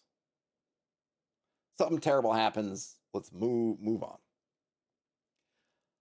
Ceiling has a dark hole in it. If someone is hoisted up, they can climb up a worm-ridden tunnel that exits the barrow. Yeah, interesting that the tunnel, you climbing through the worm's tunnel, or I don't think the worms made the tunnel, but like that doesn't trigger the worms, but just being in the room does, which is interesting, but that's fine. There's a mound of heritage. This mound is empty, although its insides are scorched by a fire that burned many years ago. Inexplicably, a rune of heritage is scarred into the earth floor. The whites avoid this chamber as it once held the body of a man whom the gods favored. So here we have again, right, there's this little kind of theme here running, which they're just not doing anything with, but maybe whoever takes part in burying the guy, right? Remember we said that you get the God's favor? That was mentioned earlier on, and I said, why not do something with it? But we have something. The whites avoid the chamber with the God's favor. So if you do the God's favor, if you get the God's favor by burying that white, then give them some bonus against the whites. So definitely, I would go back, add that in there. Do that. Brian says, fail your save and go make a sandwich, then come back. Kinda. Oh yeah, we'll just have you running screaming for 30 rounds. This third, it's the rounds thing. Just don't do it in rounds. If keep an unless you're literally in combat, just keep it moving in exploration turns, and just make it one turn. So I'm literally, by telling you it's one turn, I am actually doubling the amount of time that you're gone. However, because we're playing in exploration turns and whatever, it'll be faster game time, as in, one set of actions, and we can be done, and then you can kind of be done, and I'd be back. And I probably wouldn't necessarily have you run. I mean, I would let you choose. If you want to run, you'll run, and I can roll to see what chamber you end up in, and if the whites get you or not, something like that, right? If you don't end up in a room full of whites, or where you end up, something like that, right? I just make it fast. Make it fast. We're not playing this out for 30 rounds. Okay, so we have some skeletons in another chamber. 3 scarred skeletons line this room on a shared platform of stones. They have blackened mail shirts and hold warped and twisted bronze swords. All 3 bear grotesque fish-headed silver rings on their left hands. One of the men has an ancient bronze helmet on his head. GM's note, these 3 silver rings can be melted down, or in desperation, a person could wear all the silver rings on hand and punch away. Man, I don't underestimate the concept of punching a white. I like that a lot. Let's see, detritus. The floor is littered with old belongings of the dead. Most of the junk here is useless and broken. Axe handles, rusted blades, and battered pot helms. A thorough search finds a wolf head brooch and a once fine leather scabbard. This leather itself is rotted, but there are 3 matching sapphires that decorate it. That's nice. Brian says, are the players expected to be heroes grinding through this, or like more regular dudes going through a meat grinder? They're supposed to be heroes, Brian. The concept here, the the pitch is that they're sent to rescue some Vikings who went missing up here. Sorry, my voice is suddenly going. Let me take a drink. So they're here on a heroic mission. They're not just dudes robbing graves, for example. So they got a purpose. They got a purpose with their poipus. Antechamber. This large earthen room has been dug out by the whites for no understandable purpose. Really? You're not going to give them, why not give them a purpose? Why? You're writing this thing. Give it a purpose. Maybe the original didn't have a purpose, but you can.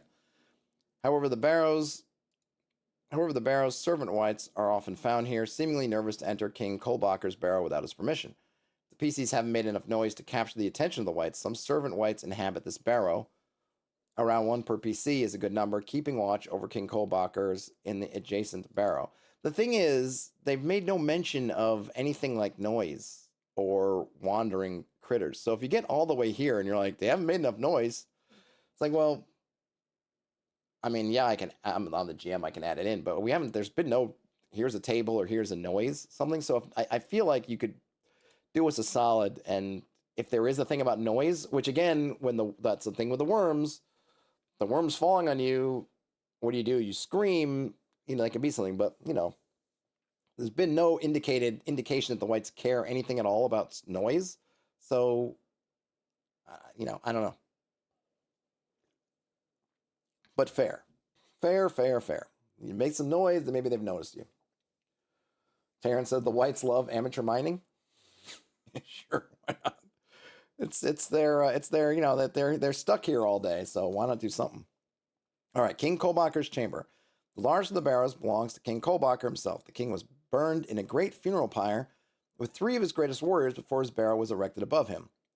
The entire place is strewn with ashes, burned wood, and scattered gold coins. A charred, rough-hewn table is set in the middle of the room, a gift from the king's wife, Queen Lopthena, who came down here and built it herself so she could enjoy meals with her husband. That's super sweet.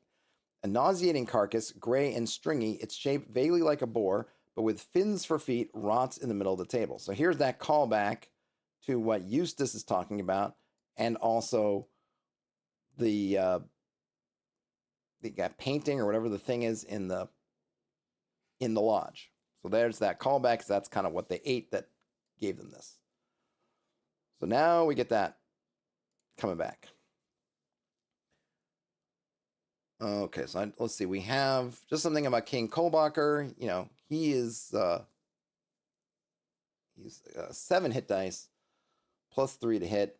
He's got his blade, and he has a claw.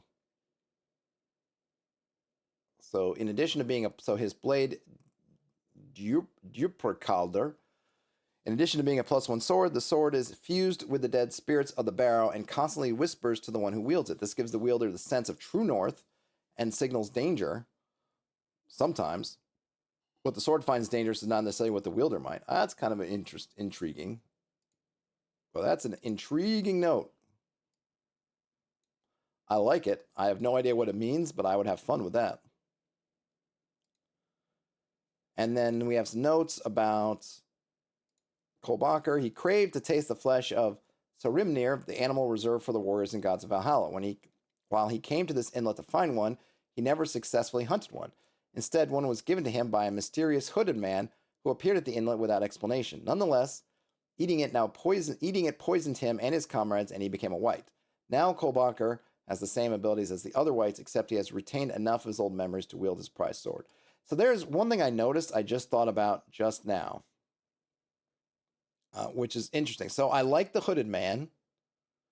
I like that idea, because there's further adventure possibilities, if you wanted to, of, okay, this hooded guy came around, gave it to him. Why? We don't know. Hey, Star Blazer, appreciate it. Why this guy came around and gave it to him. So it's a nice note. Little something if you wanted to, if you had this as kind of a campaign starter or something, go, ooh, who's this hooded man? Maybe when you go tell the story later on, unfortunately, there's no way for you to know it. This is that thing, like, it's a cool bit. So I guess the problem here is, we got this cool story, but unfortunately, there's no way for us to get to the mysterious hooded man, unless the queen were able to tell us that. So I might want to have the queen tell, because it's a nice little bit, but it's just not gameable. King's not going to tell us. The queen didn't tell us. So how can we get to it? Which is a little bit unfortunate. Now, here's my question. Who built the pyres and burned the guys? Because this whole thing is the King Kolbacher, I think, was supposed to be burned here. Right? The idea is that we have wights in their barrows. The king and his guys were poisoned and brought here and did that. Who, and maybe I'm missing something, who then went ahead and did all the burial preparations? The queen could not have done it by herself. And in fact, don't we read that the queen doesn't think he's dead? Did the queen? Okay, she knows her husband's no longer alive, but she believes that he's immortal. I don't know. I feel like I'm missing something. Because I feel like there's some kind of time dilation happening. These barrows don't seem like they're new. The queen, she's not ridiculously old. So when did he die? When was these barrows dug? Because they seem to be very well established. They don't feel like they're new. They're covered in grass. They're not old. Like, it's just, these things don't happen to themselves. Who made the barrows?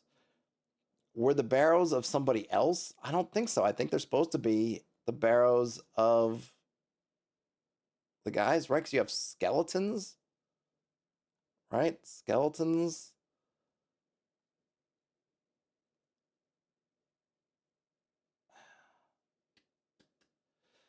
Yeah.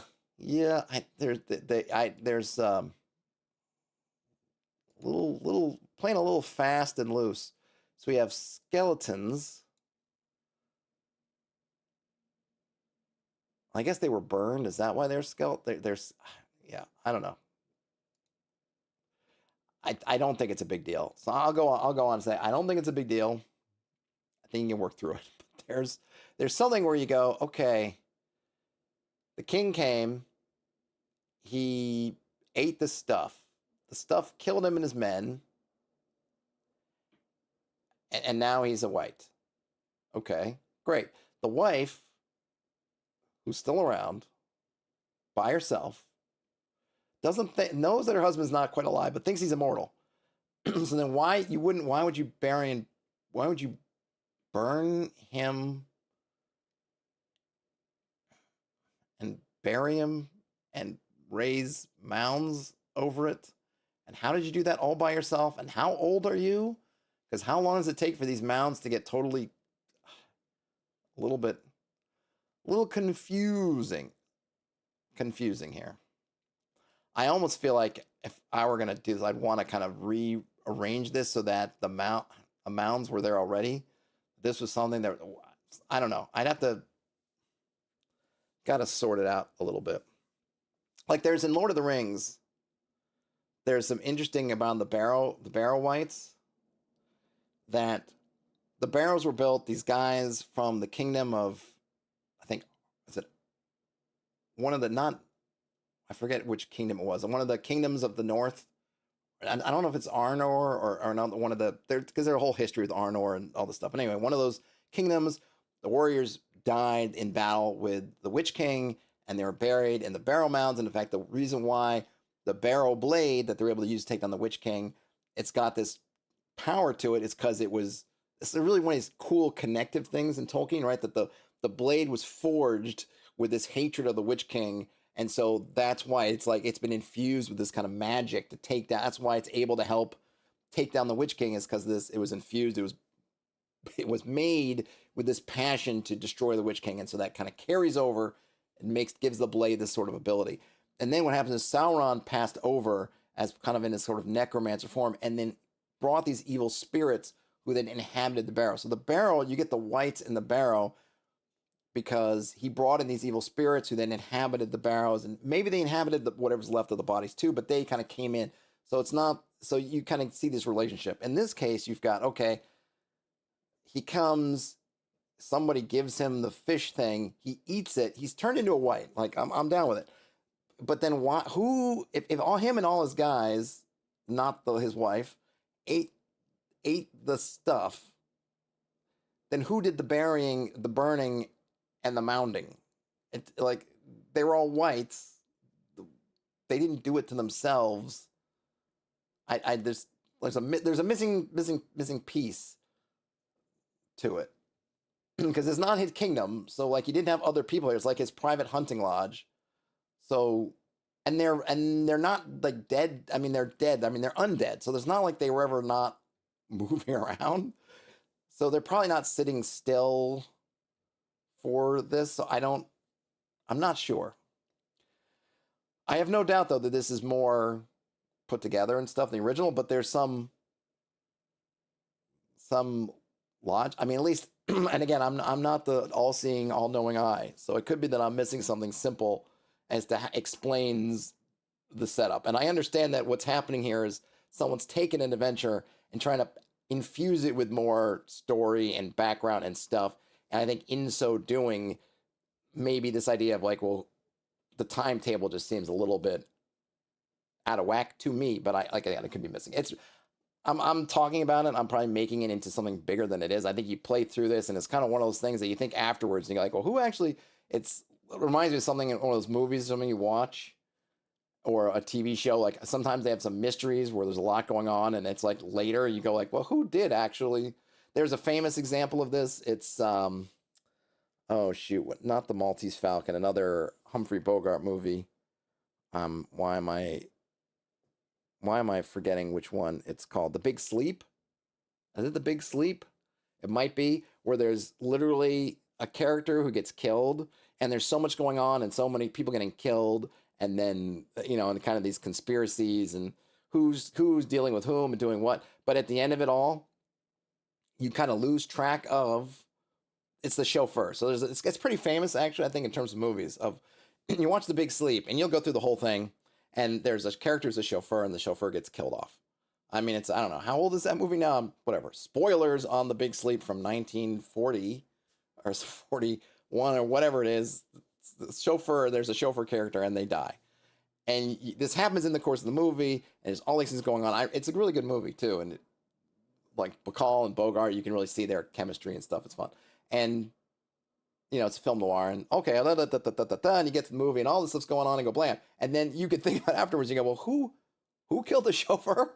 Because there's not real. It's never really nailed down. It's just the way the movie goes. You're just on this kind of ride, but then you kind of get off the ride, and you're like, wow, it's good. But if you actually go back and think about it, like, okay, I get this, I get it. But who actually killed the chauffeur? And I think they ended up asking. I forget who it was that wrote it. It's one of the famous film noir writers. I'm just forgetting who wrote the story. He didn't even know. It was to the point of like, I don't even know, because it just got away. It just got away from you. Like, who killed it? And I feel like the Barrows is one of those things. Like, I think if you play through this, you're probably not thinking about it, but it could have been one of these like, oh, that was really great, and you're talking about it, and you're like, but who actually built the people who? The only people here is people who ate the stuff that came into the whites. Like, who actually who did the burial? Who did the burial stuff? No, it wasn't Mickey Spillane. It was oh, you're gonna make it. Hold on a minute. You're gonna make me look it up. R.I.P. to Marianne Faithfull, by the way. Is this IMDb? It's got to have it on there, right? I didn't want to go to reviews. Just take me to the movie.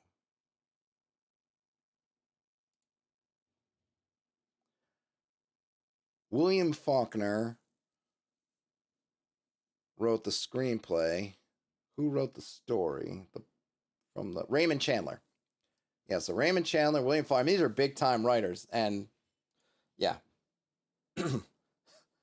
Robert Mitchum, says Terrence. Not great actor, not a writer, as far as I know. Anyhow, it's kind of famous. The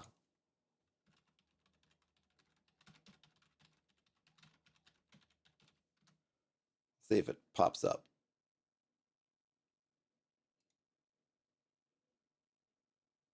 It's a famous thing that, like, does it say anything? Anyway, it's a famous. You can I'm sure there's a bunch of articles about it. You can find it's pretty famous, and I feel like who built the Barrows would be my version of this. Who built the Barrows? Would be the question here. Who built the Barrows? String. Who built the Barrows? So yeah. Okay, seated around the table are the four men, the last survivors of Draengr's coup. Their hands have been nailed to the tables. They cannot move. All are bloody and barely alive. Elder whites loom over the men. Is Draengr one of the guys? Draengr and his men are mortally wounded, and enough of the heroic ritual has happened so that if any of the men die, they will return to life as whites. If Draengr and his men survive, they are psychologically scarred, haunted by the nightmares. Get some treasure. Conclusion. Some notes. All good. So this, and then we had we forgot here's it. We forgot about the troll. So there's a troll here. And the GM's got some notes for how they could deploy the troll. I like the troll for different things. And then we get the banter cards. So this is a fun adventure. I think, I am probably, it's just the nature of these reads. I am probably get more into the weeds on some of these things that I think ultimately probably don't matter. I mean, yeah, I'll admit it. There are probably some things I get in the weeds on that probably do not matter much at all in terms of overall running it. But they're questions that pop up in my mind. I'm reading them as they come. So, where my brain goes, and hopefully you guys are okay with that ride. I am certain that this is a vast improvement over what was here originally, working with the material, and there's probably only so much this author wants to make to change the material, because at some point it just becomes something altogether very different. So an admirable job. And look, they put it out for free. It's very well laid out. Everything is there. Yeah, the style, if we're used to kind of the OSE Necrotic Gnome layout of adventures, this is not that. And yeah, you could probably cut down the wordiness. I might reorganize, put things in different places where I think they make more sense, at least the way I'm kind of reading it. I'd like an overview kind of map. I mean, you can easily draw one up, not a big deal, but just reading it through, I'm like, a map would help kind of line things up a little bit more. But yeah, it seems like a fun romp. I think what they've done to try to give things more of just a story and something that's actually happening and not just make it kill room to kill room is good. It still kind of ends up being a little bit of a kill room to kill room. It's not that puzzly, but you have to remember, you have to imagine that they maybe, I have to imagine how it's going to be is that they're going to go down into the whites, have a really hard time, run into Eustace somewhere, get the information about the silver, then have to back out and then forge the silver. At some point, the queen's coming in, and they hopefully they get some information about the troll. Maybe the troll can be helpful, right? You got to imagine it's not a. You got to hope they're not going to do it in a very linear fashion. That it's going to be a kind of in and out and figure things out. I think there probably still could be more done to give there more of the mystery and more of that figuring it out before going down into the barrows themselves. But it's always going to play out differently when folks come to it. And definitely, I feel it's like a really good one shot. Could be a campaign starter, con game. All the handouts and stuff are really nice just to have the banter cards and the character sheets all filled out. Cool stuff. All right, Brian had a question. Let's see, or maybe. So Brian says, what would I do to make this as fun as possible if I had to run it in 4 hours? I would probably amp up the mystery part. I would put Eustace in a spot where they could kind of get more from it. I would probably have troll tracks and some things, give them some decision points a little bit more. Maybe I would put some kind of, maybe the whites just be less of a, or maybe I give them more of like give them something to say. Because once you get down to just dealing with the whites, there's nobody to talk to. You get the information from Eustace, you've dealt with the queen. There's not a whole lot going on. I might want to build up the relation between the queen and the king, because I think that it's hinted in here that the queen, the whites let her through, right? So, like, you can get down there, like there's some way you can access, and also I think about what are the whites doing? They kind of put in here like, well, they're making more whites than they're doing, but like why? What is their end game? In Lord of the Rings, the whites don't really have, they're just there to, I feel like they're there to haunt the place and just make it inaccessible to people in Lord of the Rings. That's kind of what the whites are, just to make this place uninhabitable. Done. Kind of like a nice border. You're not going to go through here. You're not going to walk, right? Because the whites are here. They're just kind of there to, like a minefield. You're putting this minefield here to guard this border. Great. In this case, what are the whites doing? It's just kind of like they're making more whites. Okay, I guess, but like why? And I think if you give them some kind of angle, some kind of motive, that gives you something you can play about with and do more with. So I probably want to up that a bit and think about that, and just maybe just like again like kind of move some of the information around, maybe spread some of the information out so that it gives you some ideas. Like, okay, so we have this idea of we got to get the hint of that beast, and they ate the beast, but it doesn't really do anything for us. Like, it's like, okay, now we know how they became whites, but the beast doesn't matter. Maybe you could do something. Maybe it's like a weird thing. I don't know the history or the mythology around it, but maybe it's in this weird kind of living dead thing, because it keeps, like, I have to read the Valhalla stuff. It's been forever since I read the Norse myths, but do they keep getting more of these fish, or does the fish thing regenerate? And if it regenerates, what if it's in this kind of weird spot? And so taking the fish back to the inlet, something might help. Like the hooded guy, it's kind of cool. It's like, ooh, who gave them the fish thing?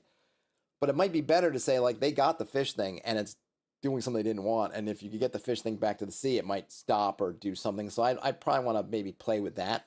Also, it does have a nice thing of like, hey, go get this guy or figure out what happened to him. And so you can do that. And then are you able to get, and then you have some nice win or kind of partly win conditions. Do you rescue him? And how many guys do you get out? Who do you get out, right? How do you get his remains back? Do you solve the menace? Like, you have all these great things. I might want to play with kind of like going back to what the whites are doing does it have an effect on the world around them? Because right here, it's just all you're doing is trying to get this guy and get out. And whatever the whites are doing has absolutely no bearing on anything in the world. It's just, they're just there making whites, and they're just going to make whites, whatever. Maybe there's something you're doing that's going to have an impact on the world, and that can be another kind of ticking clock thing to solve. If you're going to run this as like an adventure kind of campaign starter, it might be another thing of, great, what are they doing? Who's behind them? Did somebody do something? If you're going to have the hooded guy, well, who is the hooded guy? Where did they go?